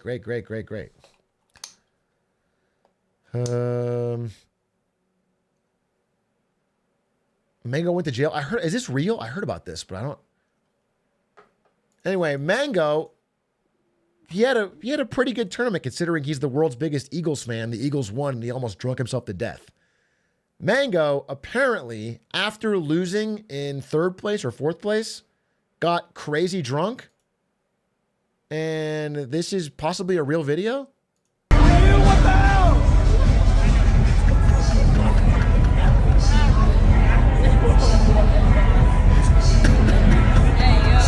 There's H-Fox. Look, I'm just saying, it's easy to cheer for this guy. Look at him. He's all clean cut. He's got the championship medal on. That's easy. To cheer for this? That's my goat, dude. That's my fucking goat. The guy wave dash dodging the cop? Dude, look at this movement. Look at this fake out. That's my fucking goat. That's practicing footsies in real life. He's him, an IRL dash dance. What is this, Yeti? Yeti, link me something. Practical tasks.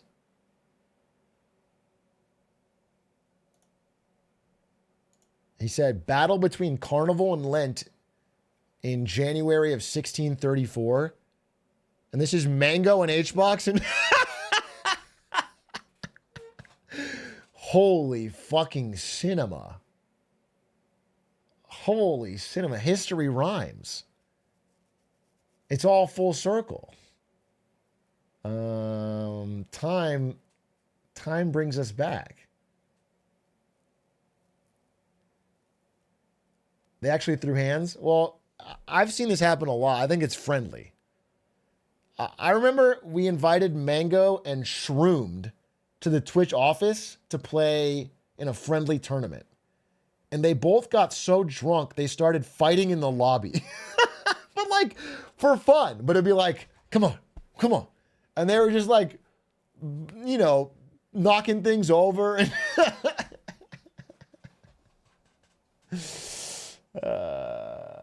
it was an interesting look. It was an interesting look. Didn't Lud choke Mango out once? The only choke I've ever seen is, who's the mustache YouTuber? Big mustache YouTuber. How am I blanking on him? Huge guy. Tall guy. Oh my God. No, not Dr. Spec. Ted Nivison. Ted Nivison. I don't know what tournament this was. It wasn't even a tournament. It was like some streamer event. Okay? Something. I don't know where it was. We're all in a hotel room. It was like a party. And Slime and Ted got into a fight. But not a real fight. Like a joke fight. But Ted is 3 times taller than Slime. Ted is like 2 slimes wide, 3 slimes tall. It was Point Crow Party. That's what it was. It was Point Crow Party. And Ted literally choked out Slime until he tapped out and apologized. But I do respect, I mean, you know what I'm saying? From Slime's POV to even do the challenge is fucking incredible. It was like David versus Goliath, but Goliath won handily. But he choked him out. I think I have a video of it, but it's on my old phone. I had to find it. I took a video. I thought it was insane. Ted's massive. And the fact that Slime went after it was impressive, but he did lose. Mango would have climbed Ted like a colossus. Hit the weak point. The weak point's the mustache, dude.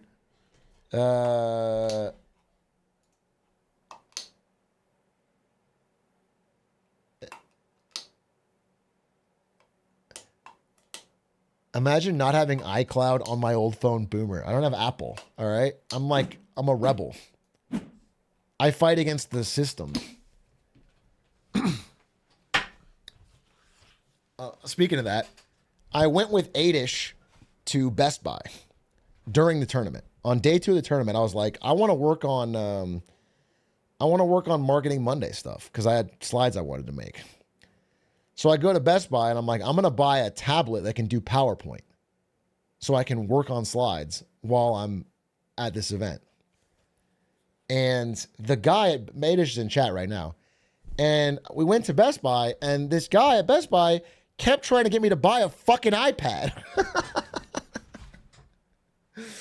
He was like, I think the best choice for you would be an iPad. You're looking for a tablet, you want to want an iPad. iPad's what you're going to want. And I had to explain to him at least 3 times, bro. I was being polite, but I was like, I don't have an iPhone. I don't want an iPad. I don't have any fucking AirPods. I don't want a fucking iPad. I want to use PowerPoint.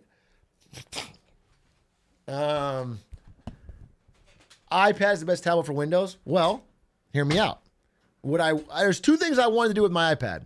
Number 1 is I wanted to be able to sync PowerPoint to my computer so I could work on a slide and have it instantly updated on my own computer. The second thing I wanted it for was TFT. So I could play TFT because I fucking love TFT. I'm addicted. All right. Those are the 2 things I wanted from my fucking. And I tell this guy, I don't want a fucking iPad. I don't want an iPad. I don't want an iPad. And I'm deciding last second between a Windows laptop, a Windows Surface tablet laptop, and a Samsung Galaxy Tab. And I'm deciding, and I'm like, I don't know. I have a Galaxy phone. Why not get the Galaxy Tab? It can play TFT.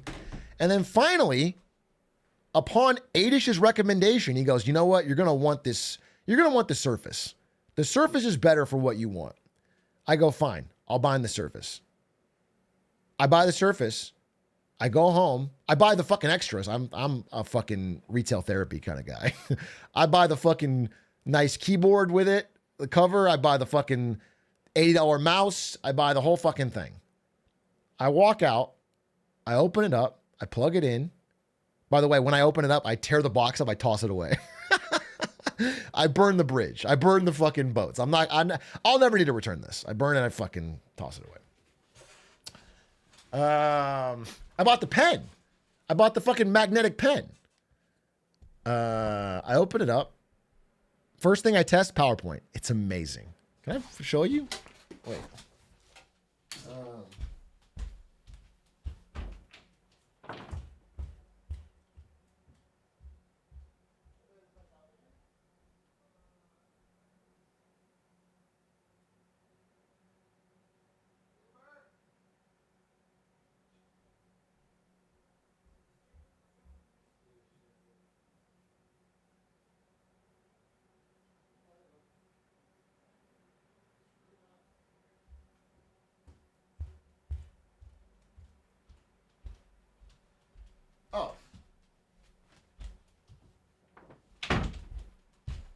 Bro, I'm stupid. It's right here.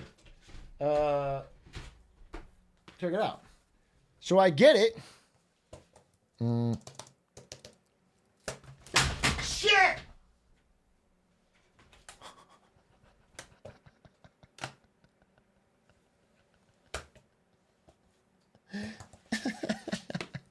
It's fine. No worries. It's fine. Can you imagine I broke it?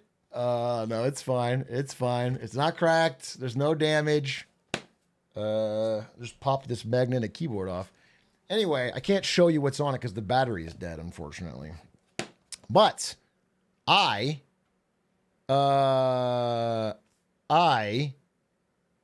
PowerPoint and it's amazing. It instantly, the second I install it and open it up, it automatically downloads all the PowerPoints from my desktop and puts them on here. So I can instantly see all my PowerPoints from home. I can click them, open them, and work on them, and then save them, and it just works. That part was incredible. This is not an ad. This is not an ad. Because then part two, there's part two. Part one, I was over the moon. I'm like drawing on it, and it's updating live. It's great. It's amazing. Part two is I try to install TFT. And it keeps giving me an error. And I'm like, well, what the fuck's going on here? Why can I not fucking play TFT? I'm trying to install it. And then I shut down the computer. I restart it. I fucking wipe it. I clean. I try it again. Doesn't work. I find out this thing has a fucking different chipset, a fucking ARM Snapdragon X processor that doesn't run, not TFT, fucking Vanguard. It can actually run TFT just fine, but Riot won't let it because it can't run Vanguard. So it keeps blocking me because it won't anti-cheat. It's so fucking annoying. It's so fucking annoying. I can install TFT, it can run it if it wanted to, but it keeps blocking it because of anti-cheat. Like I'm gonna fucking cheat on my tablet for TFT. So I was very frustrated with that. And then I look into it, and apparently like almost no games at all can run on this fucking thing. Slay the Spire runs, thank God. But almost nothing can run on this fucking thing. So it's only useful for actually doing work. Which Adish, very smarmy, goes like, hey, I bet that's a good thing. Fuck you, bro. Fuck you. I'm what the fuck are you fucking crazy. All right? You're the one that got me. You made me spend fucking $2,000 on this thing. I mean, that's a good thing. I mean, maybe I want to sit on my couch and play TFT sometimes. Sue me then? I already have to sue the Roblox kid.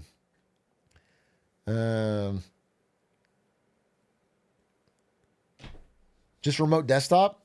And that's where your fucking head is. So I realize that if I set it up to stream with Steam Link from my desktop or phone link from my phone, it actually works great. So I'm back around to loving it. And I will say, not mad. The battery life's incredible. The reason that it's dead is because I haven't charged it since I bought it, and I used it all weekend and Monday. Not mad. I'm surprised what I'm trying to say. What I'm saying is, Adish, I wouldn't have bought this without you.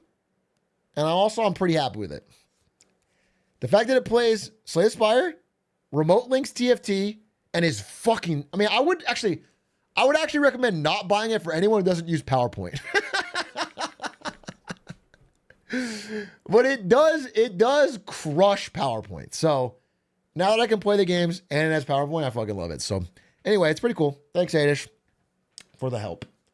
And what was cool is I was, even last night I was working on slides and I did it on the couch next to Ari. Instead of being cooped up in here, I was out there reading FT and then fucking copy pasting shit.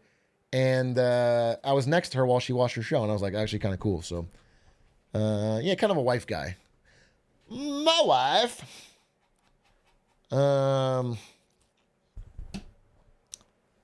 Ba-ba-ba-da. Ba-ba-da-ba. Ba-ba-da-ba. So you can ignore her while closer. Yeah, exactly.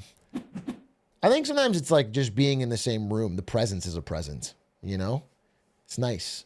Because occasionally they can like point something out or be like, oh my God, or the dog can come to something cute and you can just, it's just a nice little moment.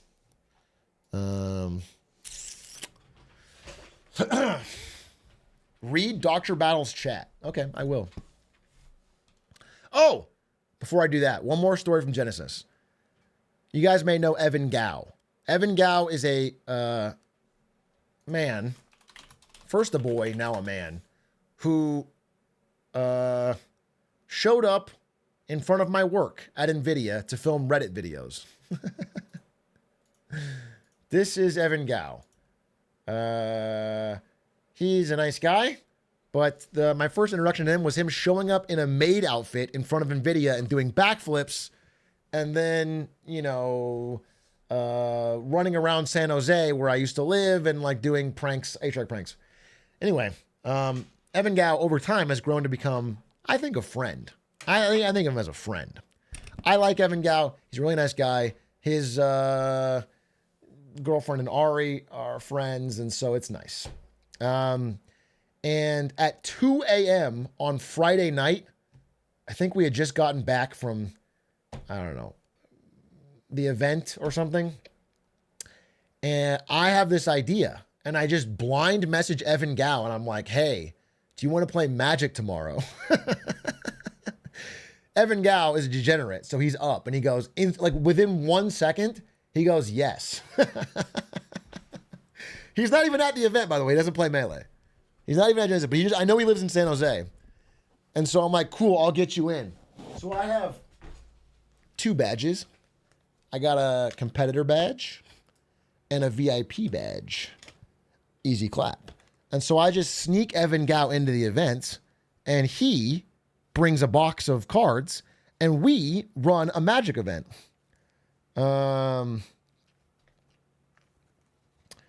And unfortunately, despite me thinking I'm the GOAT, yet again I lose. I lose to Evan Gao in the finals. I get all the way to the finals. I'm thinking I'm going to cook Evan Gao like I did last year. And instead, he fucking stomps the floor with me 2-0. Am I just washed at everything?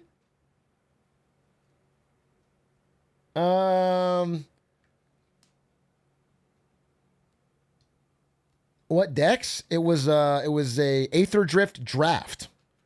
Now, I never drafted the set before, so I'm a little new to it, but I thought I had a good deck, and Evan Gao cooked me fucking raw. So I got cooked, and he got to walk home with all the prizes and cards, which is kind of cool. So shouts to Evan Gao, who's become a huge Magic guy in recent years. Did you see his tweet? What was his tweet? No, I didn't see his tweet. Oh, no, yeah. So, but okay, he won all the prizes, he won all the cards, but I got the real gift. After he beat me, he goes, I've got a gift for you, which is a pretty much weird form, right? You just beat me, you're going to give me a gift. He's like, I got a gift for you. Well, I've been wanting to give you this. And I'm like, all right, well, what's your gift? And he reaches into his fucking bag, Dr. Battle style, which is you could pull out a bomb, you know? You don't know what's in the fucking bag. He reaches into the bag and pulls out this. This is his gift for me. A fucking Let's Go Brandon flask.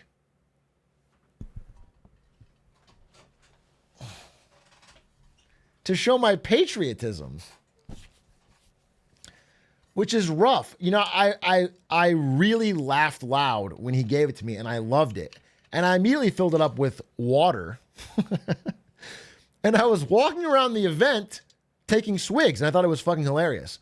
But over the course of the weekend, I started to realize that I was uncomfortable using it. Because if you don't know me, and I'm just this fucking, I just feel like I look like I could easily be doing this unironically. I don't know, I'm wearing a fucking hat. I got the stubble. I'm a white guy with a hat. I feel like I could easily be pulling this off unironically.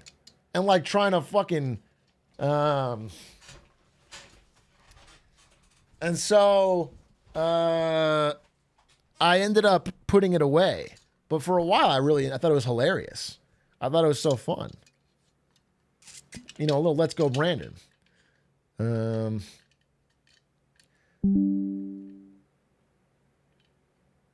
Straight from the bottle from now on? Yeah, exactly.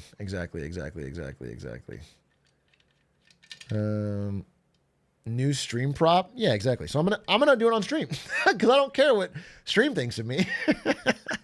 You know, I get embarrassed in real life, but here it's like I'll just fucking, if someone tunes into my stream and they see me drinking straight out of the fucking flask, Let's Go Brandon, maybe they'll just get a nice picture. Maybe they'll be like, oh, I'm going to enjoy this guy's content. Maybe he has good opinions on January 6th.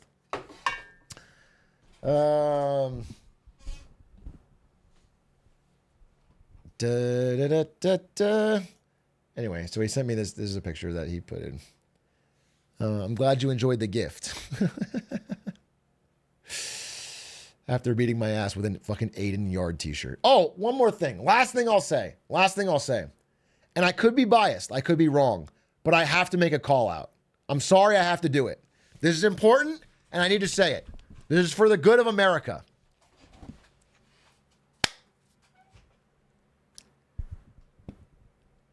When people who know my content approach me in person, they've all been nice. And only rarely has anyone ever said, hey, Glizzmeister or whatever. And even then, it's fine. I roll with it. It's fine. I got no problem. Honestly. Nobody thus far has taken it too far. Except for the guy the day after my wedding, when Ari and I were shopping, and he looked at my hands in Vans and said, they're not as big in person. That was my wedding day. That was within 24 hours of my wedding. And that wasn't cool. All right. That was, no, that was funny. Again, no problems. But, and I'm not trying to point fingers here. I'm sure that people that are fans of me have said those things or been weird to other people. I'm sure. But for me, they haven't. I haven't had any bad experiences. However, there's a big overlap between my community and the yard community. And within the yard community, there's a subcircle. Let me fucking write this down. I need to be clear here what I'm trying to say. There's like, let's say it's the big A community. Maybe it's the bigger yard community, whatever. And there's a big gap here. But within the yard community, there's a subcircle of people whose entire identity is trying to be slime. And I fucking hate these people. I'm sorry. I'm sorry to start drama. I don't like them. They are a pox on both the Great Yard podcast, on Slime himself, and if they're in my community, it's all the same problem.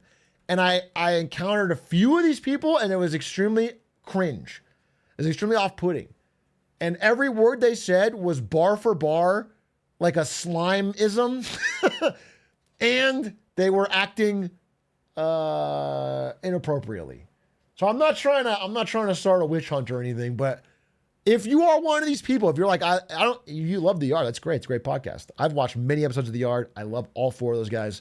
I love Slime. I hung out with Slime at the event. We had a big hug. But Slime is a unique individual who has earned his unique ways. Slime has put his time in the trenches to become Slime. If you are just I don't know, yoinking his whole shtick one for one and then walking around doing it like everyone doesn't know, it's very off-putting. And I was in a couple friendly groups where I noticed it. It happened more than once, and I wanted to call it out. Will the real Slime Shady please stand up?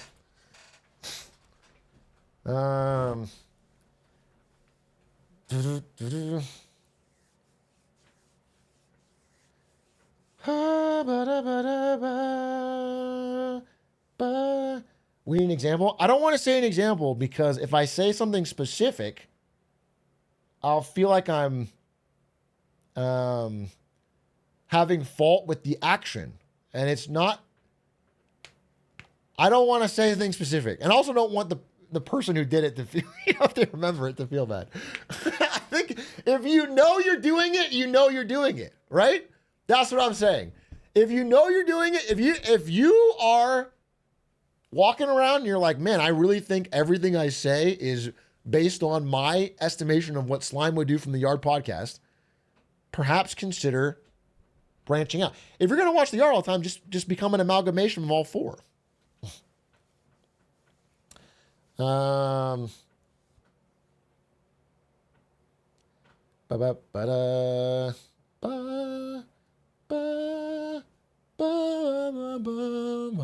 Anyway, not a big deal. Not a big deal. Honestly, everyone was nice. It was just probably two examples where I thought it was just a little odd. Is it okay to be you? No. If people were doing it, if people were coming up to me and they were saying, I don't know if they were like, well, moo, coffee, glizzy, whatever. They were doing that like over and over, I would call it out too, but it hasn't happened to me. It hasn't happened. If they did say it would be like a one-off tiny reference, like a knowing, it wouldn't be like a very clearly trying to do a thing. I think I can tell the difference. And I've never seen, like, I'm sure people have picked up things from Ludwig or Aiden or Nick but I only see it as like a complete one-to-one, like I'm trying to be this person for Slime. By the way, I watched Jake and Amir, the Jake and Amir College Humor Show for 10 years. And so a ton of things that I do are yoinked from that. I have no problem with people picking up traits from the media they watch. No problem with it at all. I'm pointing out a specific type of person I'm seeing who has done more than that, I think. They've gone above and beyond. They're like a whole 100% trying to do something. And by the way, Slime, one thing about him, he might come off as hostile on his stream or on Twitter, but he's also a really sweet person. He's like really nice, and he balances out the hostility with the niceness. And some people try to just do I don't know, they're like it's like a weird ego shell where they're trying to do I have zero beef with Slime. I have a problem with people that are trying to be their amalgamation of Slime.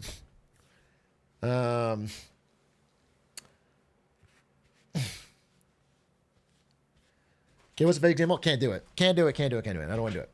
Anyway, what I think the moral of the story is, please walk around and say Crinky Cronchmas whale.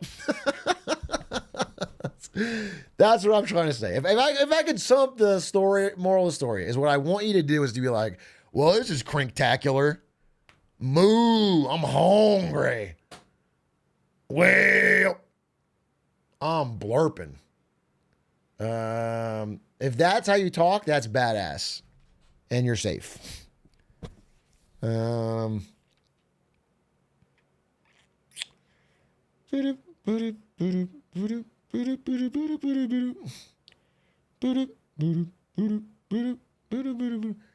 that Cam? What's up, Cam? Alerts muted? Where my alerts are muted? Did you drop a fucking...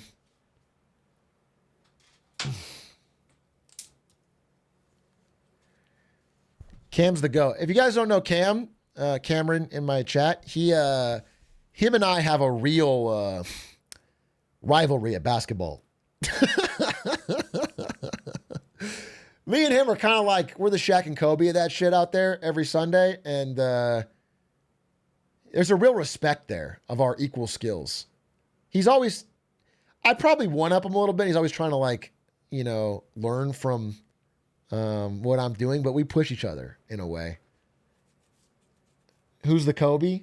I would say I'm more of the Shaq and the Kobe, and he's like a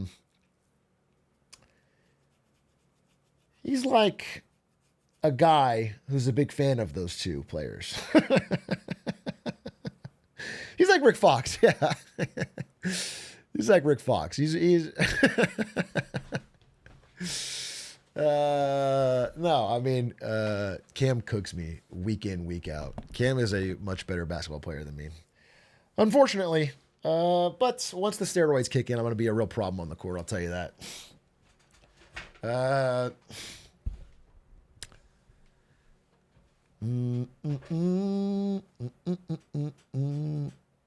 I'm from Wisconsin, and the whelp thing is the polite way to say you want to fucking leave. Yeah, I've been there. Yeah, it's like, you know, you're sitting around and the conversation's kind of dying and you want to go home and you're like, well, about time to be getting to it. Yeah, it's great. Yeah, 100%.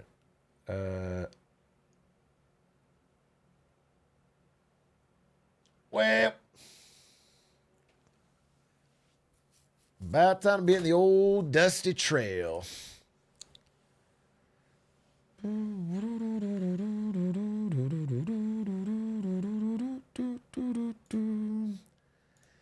All in all, I want to say, end all be all, it was a great Genesis. I had a great time. Thank you everyone that I met there. Thank you everyone for showing me a good time. Congrats to $100 for winning after 3 years, much deserved. And 1,000 more years Genesis. I'm going to be there next year. I won't miss one. I go every year. It's a worthwhile trip. In Cali, we say, it's been a movie, folks, but it's time to skedaddle. I live in California, and I've never heard anyone say this. I've lived in California for over a decade, and I've never heard a single person say, it's been a movie, folks, but it's time to skedaddle. I'm in OC. Real natives know. I don't think people say that. I'm going to be honest with you. I don't think anyone say that.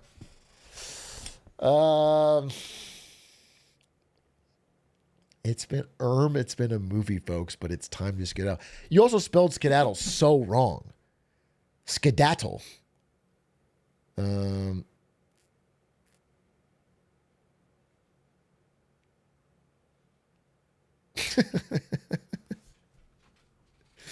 They pronounced the T. All right, fucking fine. I guess So you guys are telling me that if I go around saying that, people will think I'm a cool native. People will be like, this guy's he's not like a person who just moved here. He's grown up here. It's been a movie, folks, but it's time to skedaddle. Oh, this guy's really cool. This guy knows his fucking...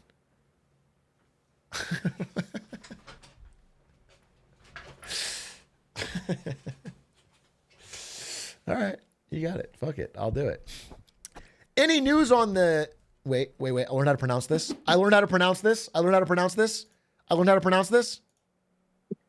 Naja. Nuja. Any news on the Nuja 2 watch party, Big A? Yeah, the news is once we get a pirated copy with subs, we're going to watch it on stream. 100%. Easy money. If you guys don't know what it is, we talked about it in a clip. Maybe you haven't seen it. It is now the biggest animated film ever. It is a real wake-up call for Hollywood. This is a Chinese animated film that made $2 billion domestically? Just in China. It's not even doing that well anywhere else, but it's the biggest animated movie ever, passing, I believe, Inside Out 2. Entirely off the fact that China keeps fucking watching it. This is crazy. It's kind of the first example I've seen of this out of China. And then, it has a 99% Rotten Tomato. This is just crazy. I mean, it's like, it's a real, I don't know, something for China. It's a moment. And I want to watch it because like last time this happened, when China had a huge box office hit domestically, was Born to Fly, which was their kind of version of Top Gun Maverick. And we watched it on stream and it was really fun. And so I want to watch this and just sort of I want to understand more about the world. I want to see what's going on. You see their movies, you might understand something. We're not going to watch Nuja 1 ahead of time. We'll just fucking go in blind and see how it goes. How hard could it be? I have the non-sub version, but I can dub over all the characters if you like. An Atrioc community fan-made dub by one person. You're like Eddie Murphying it. I don't think this would be a good idea. I do think it would be a good idea if you somehow got the script and we got a bunch of Atrioc chatters to each play one character and do a dub. If we did a fan-made dub, like if we got the community of the ACLU or the A Corp to do a dub of the whole movie and then we watch it together, that would be really funny. I think that'd be cinema. So if A Corp if anyone's interested, you should do that, and we'll watch. I'll 100%. Well, I don't want one person's gonna get old really fast.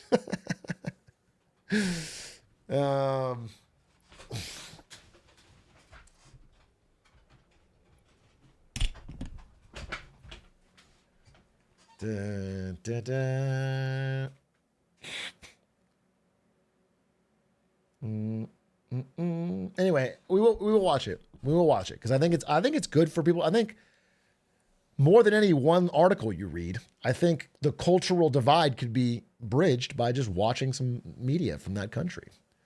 I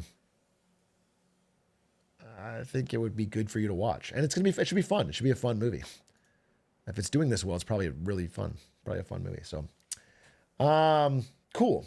So, all right, guys, listen. I didn't quite finish my PowerPoint about Tesla, and also I might even turn it into a clip and do a different presentation. I definitely want to make this thing about Tesla, and it's pretty much done, but it doesn't feel big enough for like a full Marketing Monday. It feels like, I don't know, a collection of interesting things. I'm not sure. I'm deciding. So what I'm going to do is, I got a lot to talk about tomorrow. I'll do that tomorrow, and I'll bring what I got. But what I'd like to do tonight is watch something and then watch House. That's what I want to do. Something and then House. Just to kick things off right, get back into the groove. It's my first day back. I've been out. I've been sleeping poorly. I've been at Melee events. I've been up late. I want to get back into the groove.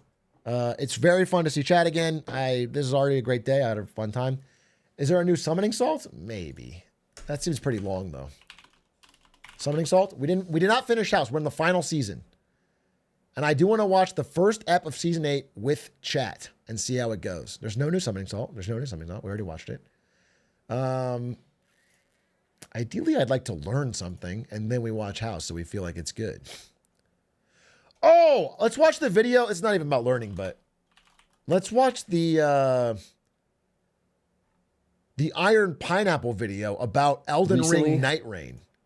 Maybe not even the whole thing. I want to watch this. I've been wanting to watch this. I haven't watched it yet. If you've already seen it, I'm sorry, but I'm very excited for this, and I wanted to see what he thinks about it. So let's just watch 10 minutes or whatever and see the vibe. I got the chance to play Elden Ring Nightreign early at a hands-on preview event hosted in Vegas. In case you missed it, Nightreign is the next game From Software is releasing, and according to them, it's a quote, co-op action survival game. What is it really? It's essentially Elden Ring remixed into an action roguelike for 3 players, where each run sees you fighting enemies and collecting loot in a shrinking Fortnite-esque circle. When the circle fully shrinks, you're forced into a nighttime boss fight. The game has you fighting Elden Ring enemies. Bro. Me Lud stands?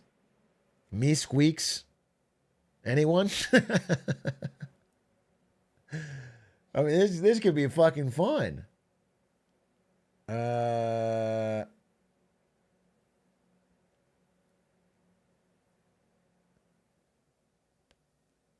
Oh, Clint Stevens. Wait. One more Genesis story. One more Genesis story for the fucking road. One more. Sorry, last one. Clint Stevens. Okay.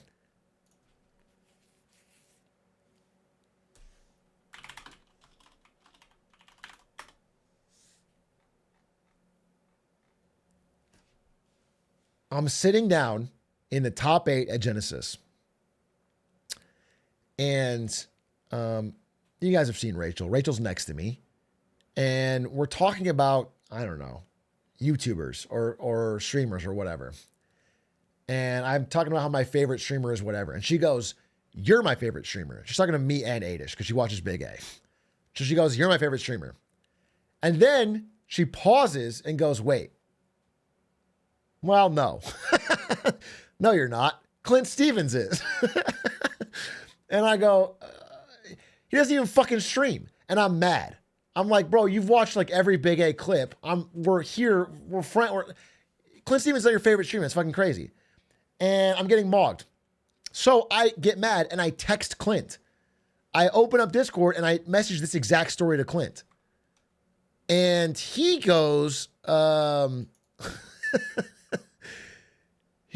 "Deserved BTW, I stream sometimes." Which he doesn't. I looked it up. He fucking doesn't. So I start, he's like, "How you guys ask me how I'm doing?" We start catching up. I catch up. I don't want to tell everything Clint's doing, but one thing stood out to me. Clint goes, "Number 1, I'm exercising again." Great. Good for him. He's exercising. He says, "I want to stream more. I'm going to make an alt Twitch channel in the future so I can just stream without any pressure." Awesome. W. 2 things for Clint fans. He says, "I suck at writing and I haven't made any progress in the book," basically. Understood. Okay? Understood. But he also said, actually, I think it's just funny and there's nothing wrong. Okay. I won't say the number. He goes, "I went from extremely large number back down to extremely large number in the crypto market."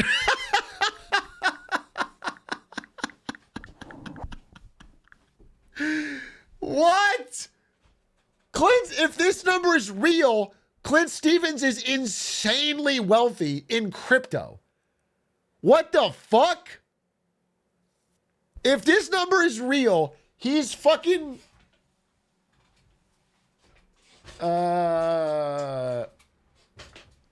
That's wild. That's wild. I'm not gonna... That's no more information, but... no wonder he doesn't need to stream, bro.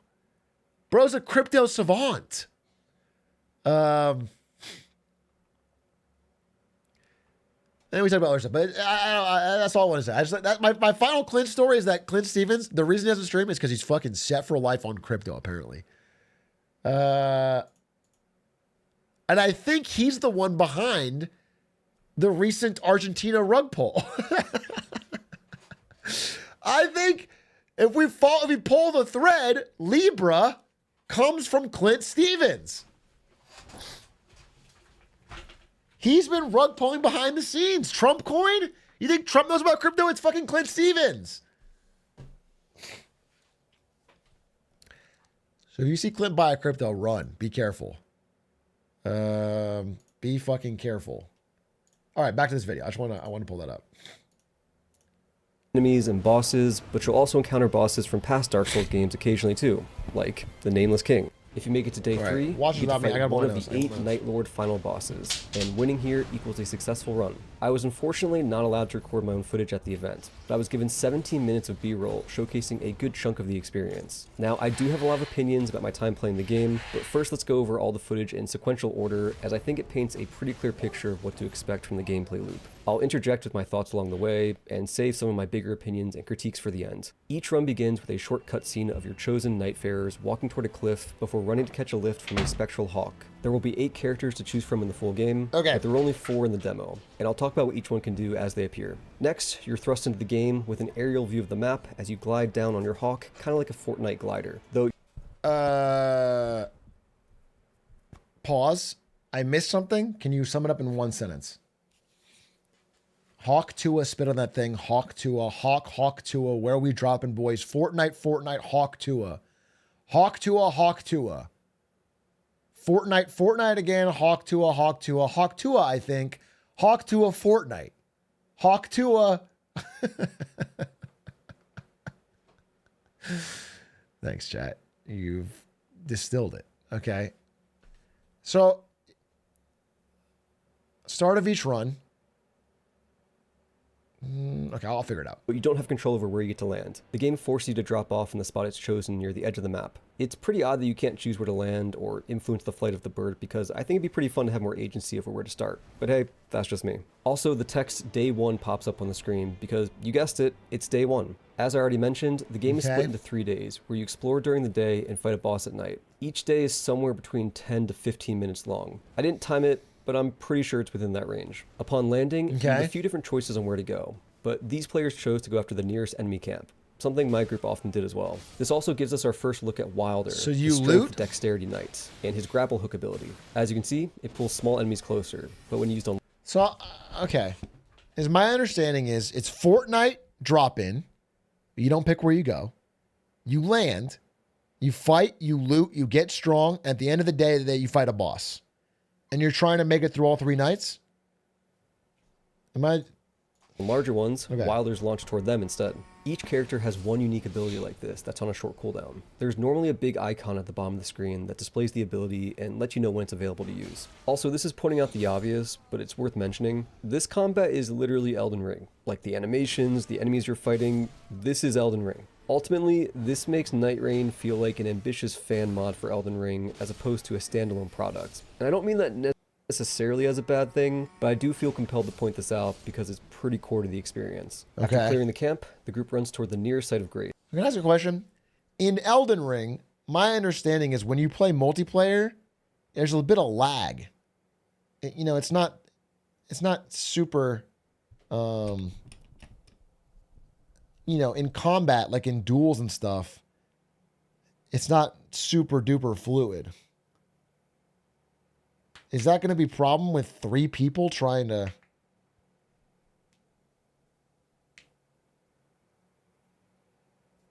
It won't matter because it's not PvP? Okay. This showcases the new Super Sprint, which is basically the normal sprint at double speed. This is mostly used for traversal because the map is big and Torrent's on vacation. You can also use it during combat, but it's tough to pull off because it'll drain your entire stamina bar almost instantly. Anyway, they run up to the site of grace to replenish their healing flask and level up. You start each run with 3 flasks, and each site of grace will refill them all. Sites of grace are also where you can level up using the runes you acquire from enemies and bosses, just like Elden Ring.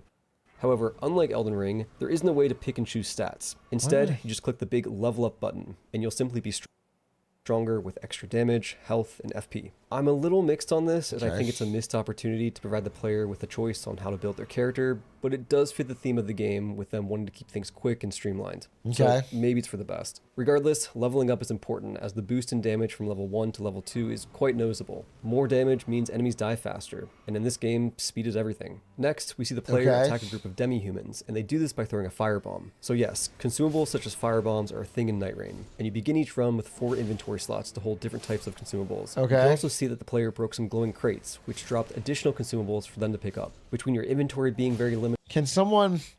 Can you send people off in different directions?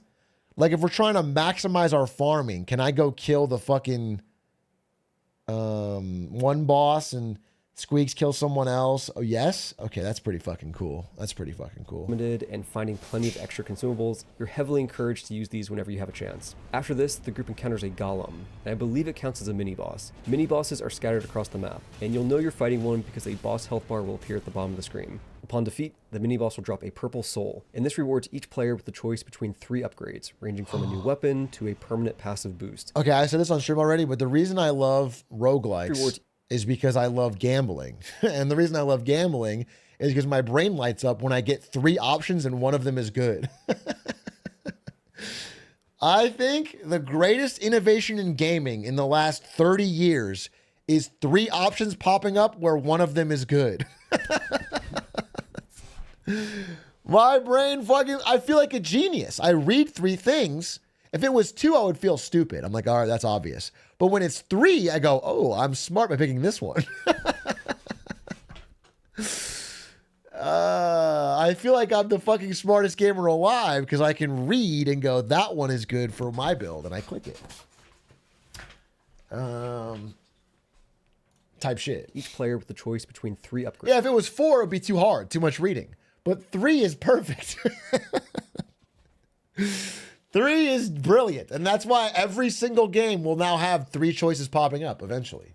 Ranging from a new weapon to a permanent passive boost. Examples of the passives I saw were a slight increase to stamina regen or a slight increase to damage reduction. And to be clear, all 3 players get their own reward from the 1 purple soul. This next clip showcases the new wall climbing mechanic. When you press jump while sprinting toward a wall, your character will automatically run up the wall and then mantle over the ledge. This is sick. It adds an additional layer of verticality to the map, and it can be fun figuring out how to get from point A to point B, since sometimes you'll have to use the wall climb in slightly creative ways. At the top of this church, the player finds some loot on a body and inside a box. Important to note is that all loot you find like this is classified as community loot, meaning that every member of the team can see it, but only one person can take each item. This is also our first look at the different armaments you can find. Each weapon and I wish that didn't exist. We're gonna have so many fights. Oh my god, we're gonna have so many fucking fights, dude. I'm just gonna be screaming at Ludwig. Screaming. About an item that doesn't even matter, but we both want it. Oh, it's gonna be miserable. Shield has a built-in Ash of War, and each spellcasting catalyst has 2 different spells. So yes, in this game, the spells you cast are attached directly to the catalyst. Each armament also comes with a built-in passive effect, such as extra damage on combo finishers, additional item discovery, or HP restoration upon attacks. These are mostly small background bonuses, but what's interesting is that each of these passive effects applies to your character even if the armament isn't actively being used. As long as it's equipped, you get the effect. This means that you always want to have 6 armaments equipped, especially because equip load isn't something you need to worry about in this game. You'll always be fast rolling. This is also our first look at blue colored loot. This indicates that it's more rare, and the rarity goes from white to blue to purple to orange. Next, we catch a glimpse of the map screen, and this should give you Dude, it's kind of funny. Like, Miyazaki just said, what if we took Elden Ring and then added every fucking popular mechanic from the game? What if we just threw in fucking roguelike elements, fucking colored rare loot, fucking 3-item pop-ups, Fortnite drop-in?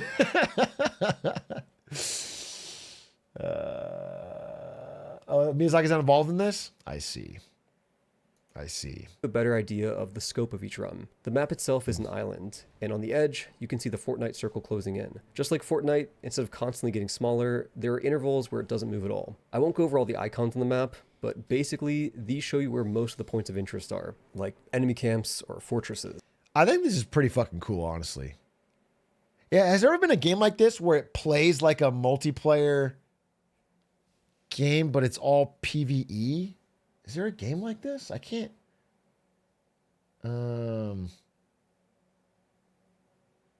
Risk of Rain 2 is probably a good example. Risk of Rain.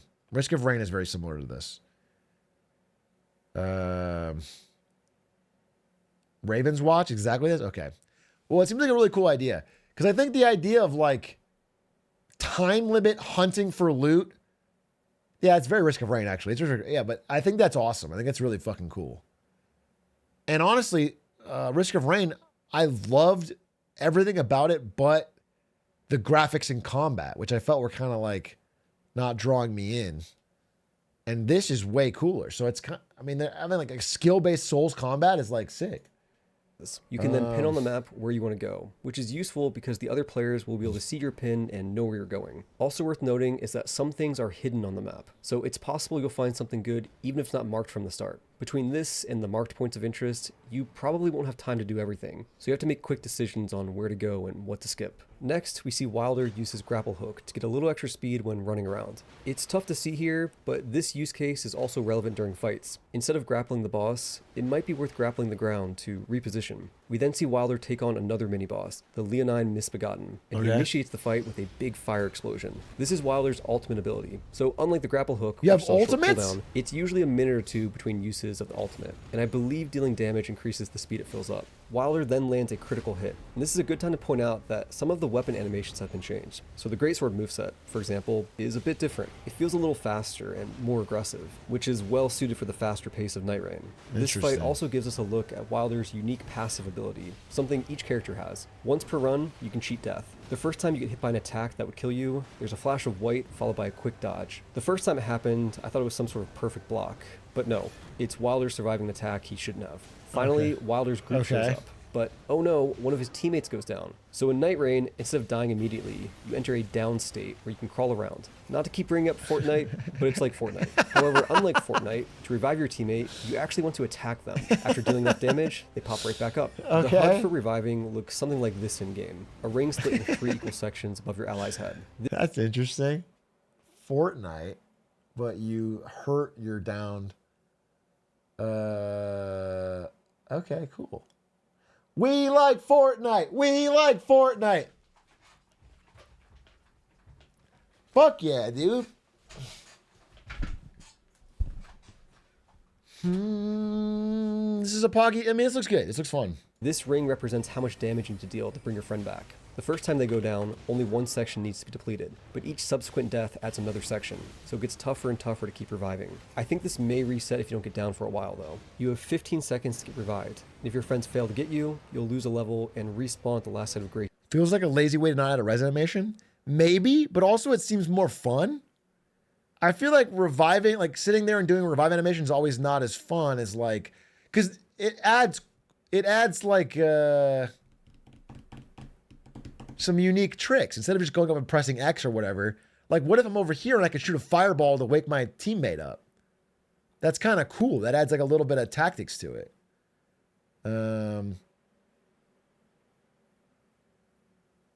I think that's cool. You touched. This won't end a run, but it's still a pretty brutal punishment given how important levels are. Next, we have some footage of another Nightfarer. Okay, what about this? What if it's me and Lud, right? And we are archers, and we only have archers. We'll only have bow weapons. And we stand a million miles away, and then Squeaks goes in and dies over and over and over, doing 1 damage each time. And we keep shooting him with arrows to wake him up. And so every boss fight is just Squeaks dying 600 times. And Guardian. This bird person is the tank of the cast, with the most HP and a more defensive playstyle. Their active ability is a whirlwind that knocks small enemies up and staggers big enemies. They also have a special defensive stance they can enter, which seems to significantly decrease the stamina you lose when blocking attacks. This stance is their unique passive trait though, and not an ability on cooldown, so you can use it whenever you want. Most importantly though, they have a sick-ass dive bomb ultimate that lets them crash down for massive damage. This also showcases. Can someone who watched this video tell me, is the frame rate issue on my end, or does this video just have bad frame rate because it was a beta? It's like the frame rate's horrendous. It's my end. Okay, let's see. I'm just gonna try I'll close Photoshop and everything and see maybe if it's fucking Intel freaking out. I don't think it is, but if it is, I don't want to be the cause.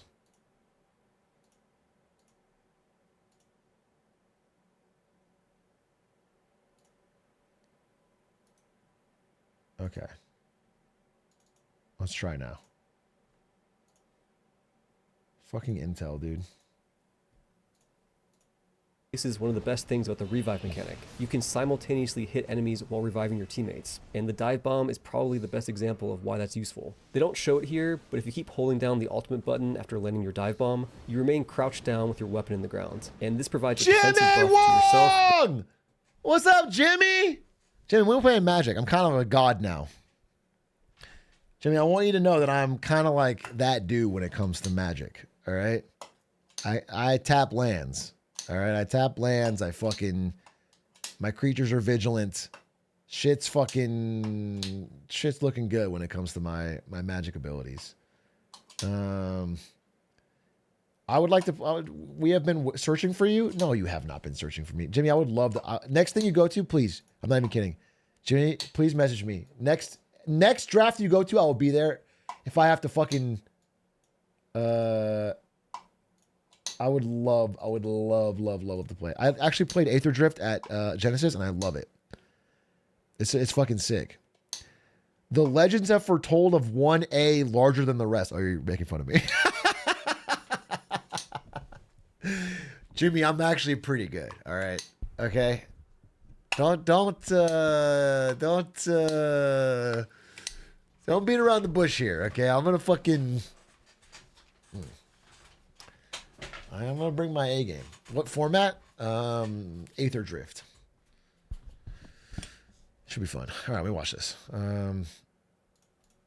And nearby allies for up to 10 seconds if you keep holding it. I also think you're immune to staggers and take please do, damage Jimmy. while holding the stance. Okay. The next clip shows off the Fortnite circle. It takes the form of a blue ring of fire. If you find yourself outside the circle, you slowly take damage over time. Believe it or not, as much as everyone, myself included, keeps joking about the Fortnite comparisons, I think the time pressure this circle adds is one of the more compelling parts of the gameplay loop. Basically, it encourages you to play efficiently. You don't just want to clear the camp full of enemies, you want to do it fast. And then it makes the moments in between fights interesting too, because you gotta make quick decisions on where to go and how to get there. Yeah, this is it's fun awesome. and pretty distinct from playing Elden Ring. That's Speaking awesome. of how to get places, one way to do that is by making use of slipstreams. These function pretty much identically to Spirit Springs in Elden Ring, and they allow you to super jump into the air. These were fun in Elden Ring, and they're still fun here. They look it's fun. Cool how you can sometimes use them to reach the top of structures they might not have been intended for. Up ahead, the group finds a Church of America. If you collect the item inside, it upgrades the maximum usage of your healing flask by 1. Every church like this will have this upgrade. That's You sick. can always plan ahead and stop at 1. Next, the group finds a scarab to kill. This is an example of one of the many useful things you can find that might not be marked on the map. These guys always drop a talisman you can equip, and these talismans seem to function identically to how they do in Elden Ring. Okay. The passive boost they give can sometimes be substantial. We then have some more camp clearing gameplay, though these enemies are tougher than the ones at the start. This clip also gives us a better look at the Guardian's whirlwind move and how it can knock enemies up. One significant change from Elden Ring. Not a hater, but why the Fortnite circle seems kind of like inelegant. Why not track morning and night with like a day-night cycle? I think the circle, well, because day and night it was only time-based, but this is also location-based. The circle shrinks. So you have to plan your actions and your movement so that, like, it's not just about time, it's about location that is available to you. You're pushed into, I assume also the closer you get to the center, it's probably harder, right? There's probably more difficult bosses and stuff. So it's like you're, is how enemies no longer get periods of invincibility when knocked down, and this is especially useful for moves like the whirlwind attack if your teammates follow up. Also, notice how the magic swords of Carrion Phalanx appear over Day and Wilder's head night. without him casting a spell. What? I believe this is an example of a passive upgrade he got from a mini-boss. The way it's not just about drive, it's also about power. Yeah, exactly. Like, you think we stay hungry, but we also devour, if that makes any sense. I feel like you're focused so much on one. this one works is that every 30 seconds or so, these swords will appear over your head for free damage. Next, we get another grapple shot clip. And yes, it can be used to break... I think the worst part about this game is that everyone who's really annoying about loving Elden Ring Online doesn't have two friends.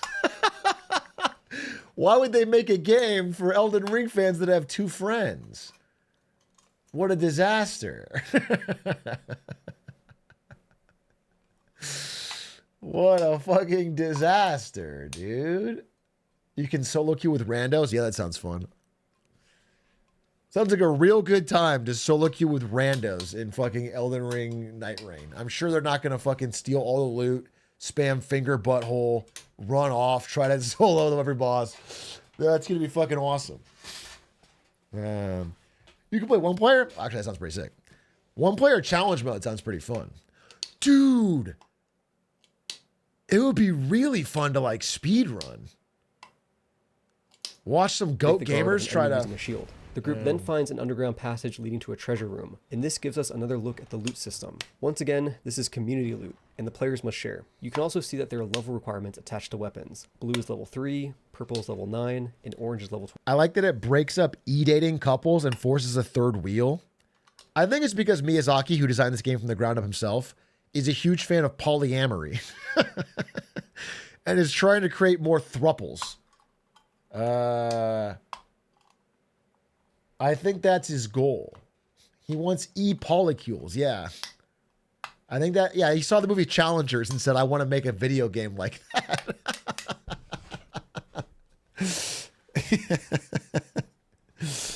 I think that was his goal. I think the gameplay doesn't matter much to him. 12. Remember, there aren't stat requirements like Elden Ring, and you just have one overall level. If you find a spectral tree, you can summon a spectral hawk to carry you across the map. These follow set paths, and the little floating spirits show you the general direction it'll take you. You can also see the path it'll take you on the map screen. How, you know, how in Elden Ring, there's +2, by the way. If you don't +2 that, well, how the fuck? I'm making the best joke I possibly can. I saw a hawk and I said hawk 2. If that's not a +2, what are we doing here? What? +5. Oh, +2 even. Holy shit. You know how in Elden Ring, if you walk around and hit the little, the fan messages, it says like try finger butthole. I'm going to assume that 99% of them in this game are going to be Hawk 2 related. Hawk 2 or whatever. I think that I can already see ahead of time that's going to be... What's cool about these spectral hawks, as opposed to the ones at the start of the match, is that you're given a little control in steering them, and when you want to land, you have more freedom on where exactly you want to touch down. This is also our first look at the third character, the Duchess. She's basically the nimble rogue archetype of the group. The players also find a treasure map on a desk in this fort, and this reveals the locations of more points of interest on the map. Also, this location is literally fort height from Elden Ring, like one-to-one copy-paste. Not every location is like this, but some of them are, and it's incredibly trippy seeing iconic areas like the Gatefront ruins dropped into this remixed version of Limgrave. I'm not too bothered by this, but this is another example of ripping things straight off Elden Ring, and it plays a big role in this feeling like a well-made fan mod as opposed to a standalone game. Next, we get some proper Duchess gameplay and a look at her ability, Restage. This replays the damage an enemy or boss just took over the past 2 seconds, and as you can see, it's especially impactful when it's paired with something like Wilder's ultimate. For only being on a short cooldown, this is easily the strongest ability in the game. That's fucking insane. So you do your strongest move, then you back away and then replay it? You didn't have to be near them? That's so broken.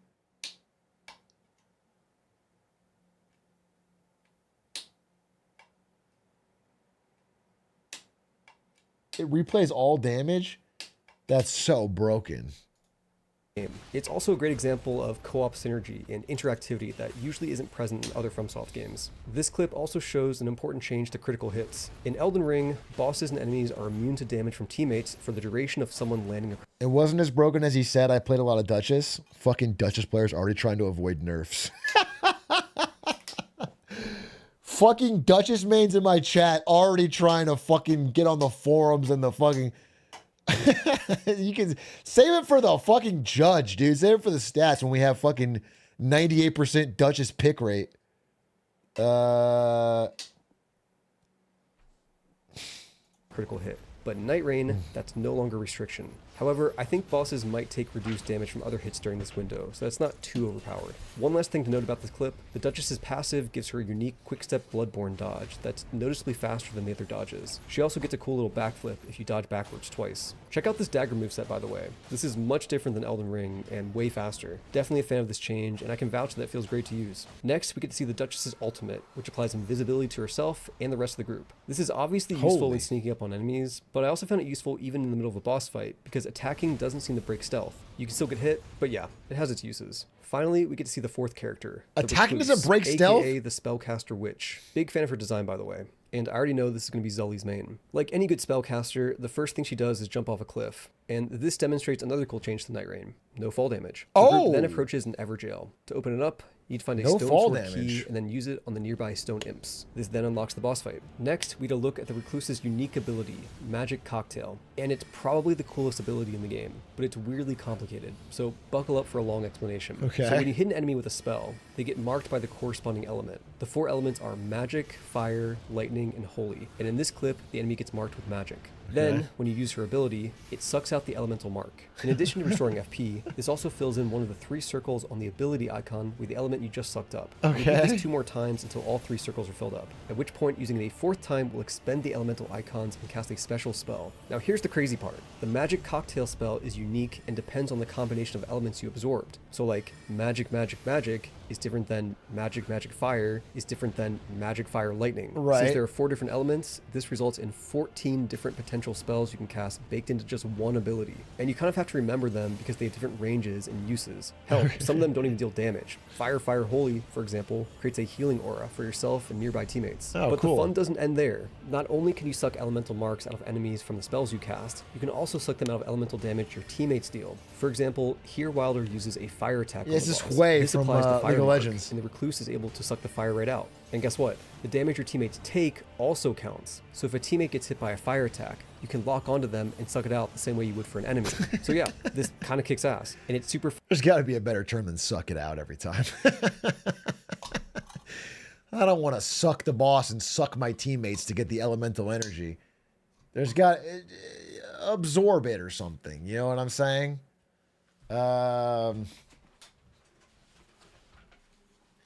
You shouldn't be telling your friends, stand still so I can suck you. It's just it's a problem.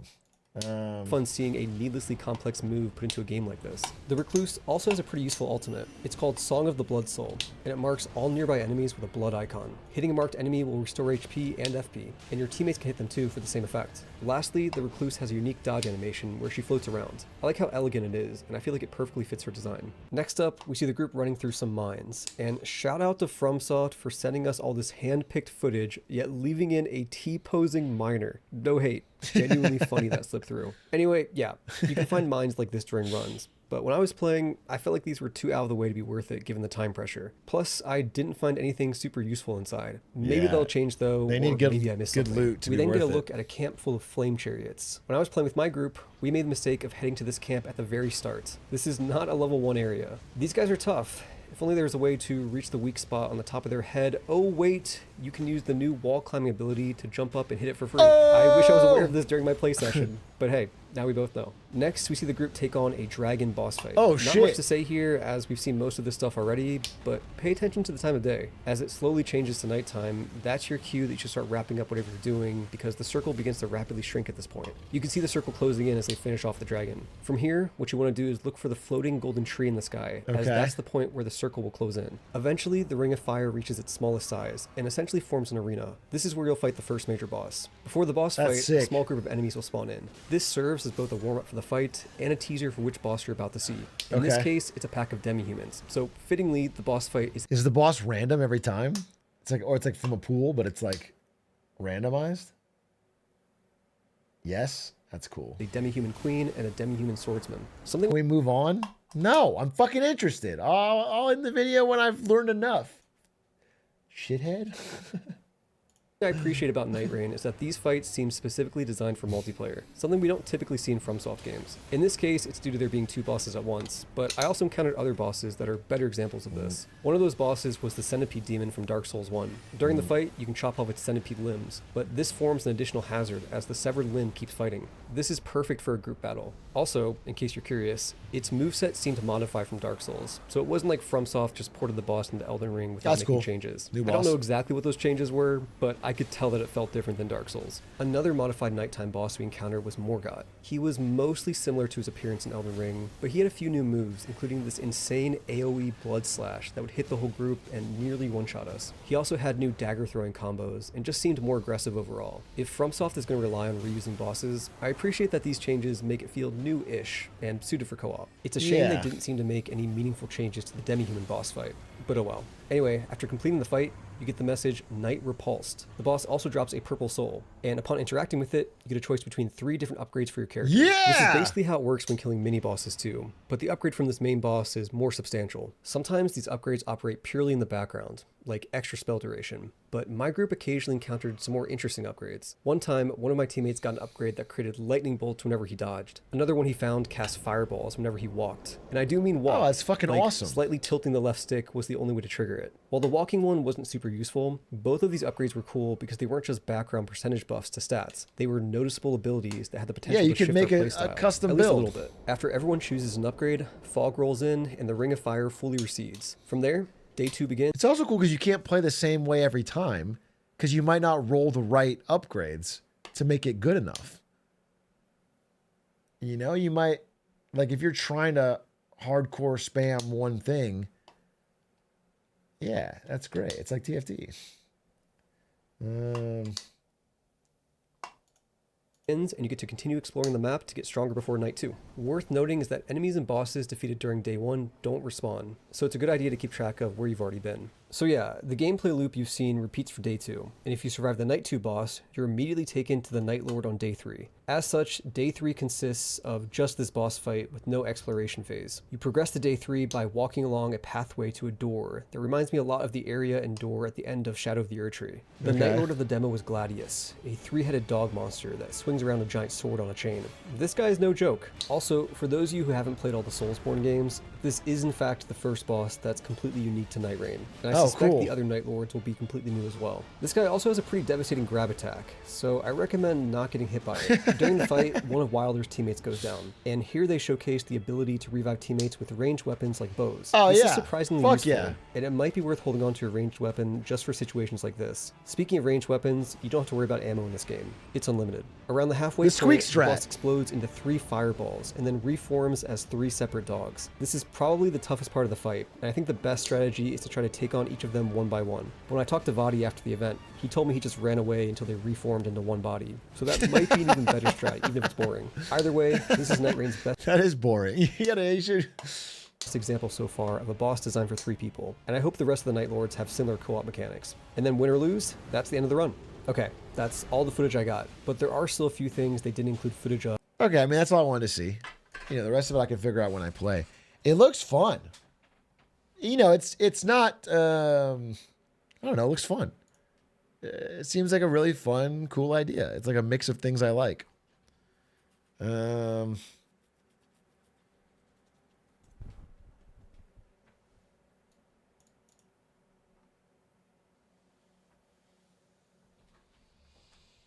Is there crypto in it? Is there like NFTs? There is, right? Because it has good stuff. Like it has. Okay, good. Thank God.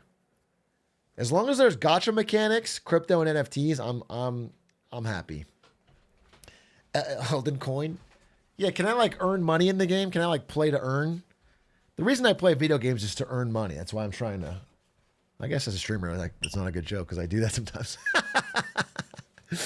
Anyway, chat, thank you for watching. We're going to watch House now. We're going to end out the stream with the first episode of House Season 8, the final season, where House comes home. It ended with him getting jailed or essentially jailed, Season 7, so I don't know what's going to happen. But I'm going to give you a second to get some snacks, get some drinks. I'm going to run ads. The ads won't play because Dan Clancy has a vendetta against me in his 10 million person strong city. But I'm gonna run ads. It's feeding time for Daddy Bezos. Sacrifice the poor and unsubscribe. Oh. While they watch their advertisements, we'll kill some. Please spam Dan Clan G because he is to get full credit for my 0 ads. And if you're in Clancyville, talk about your favorite part of your dear leader. Time and pretend to care that they can't see this. Oh, wait. Wait. If you're not a house frog, I have one more story. I have one more tiny story before we do this. One more short story. So this weekend was Valentine's Day, and I wasn't able to spend that time with Ari because I was at Genesis. So we planned a separate Valentine's Day dinner that we were doing. But she, on the day before I left, gave me an early Valentine's Day gift.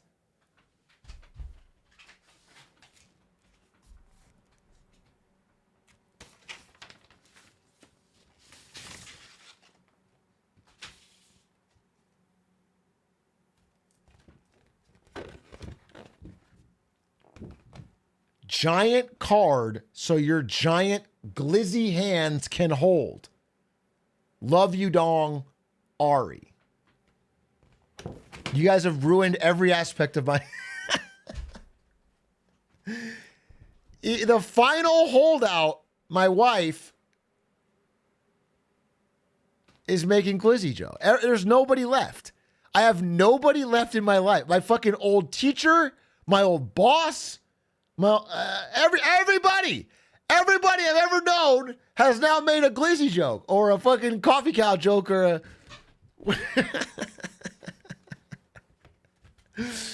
Anyway, that's very sweet. It's a very nice card, but holy moly. All right, I'll be right back.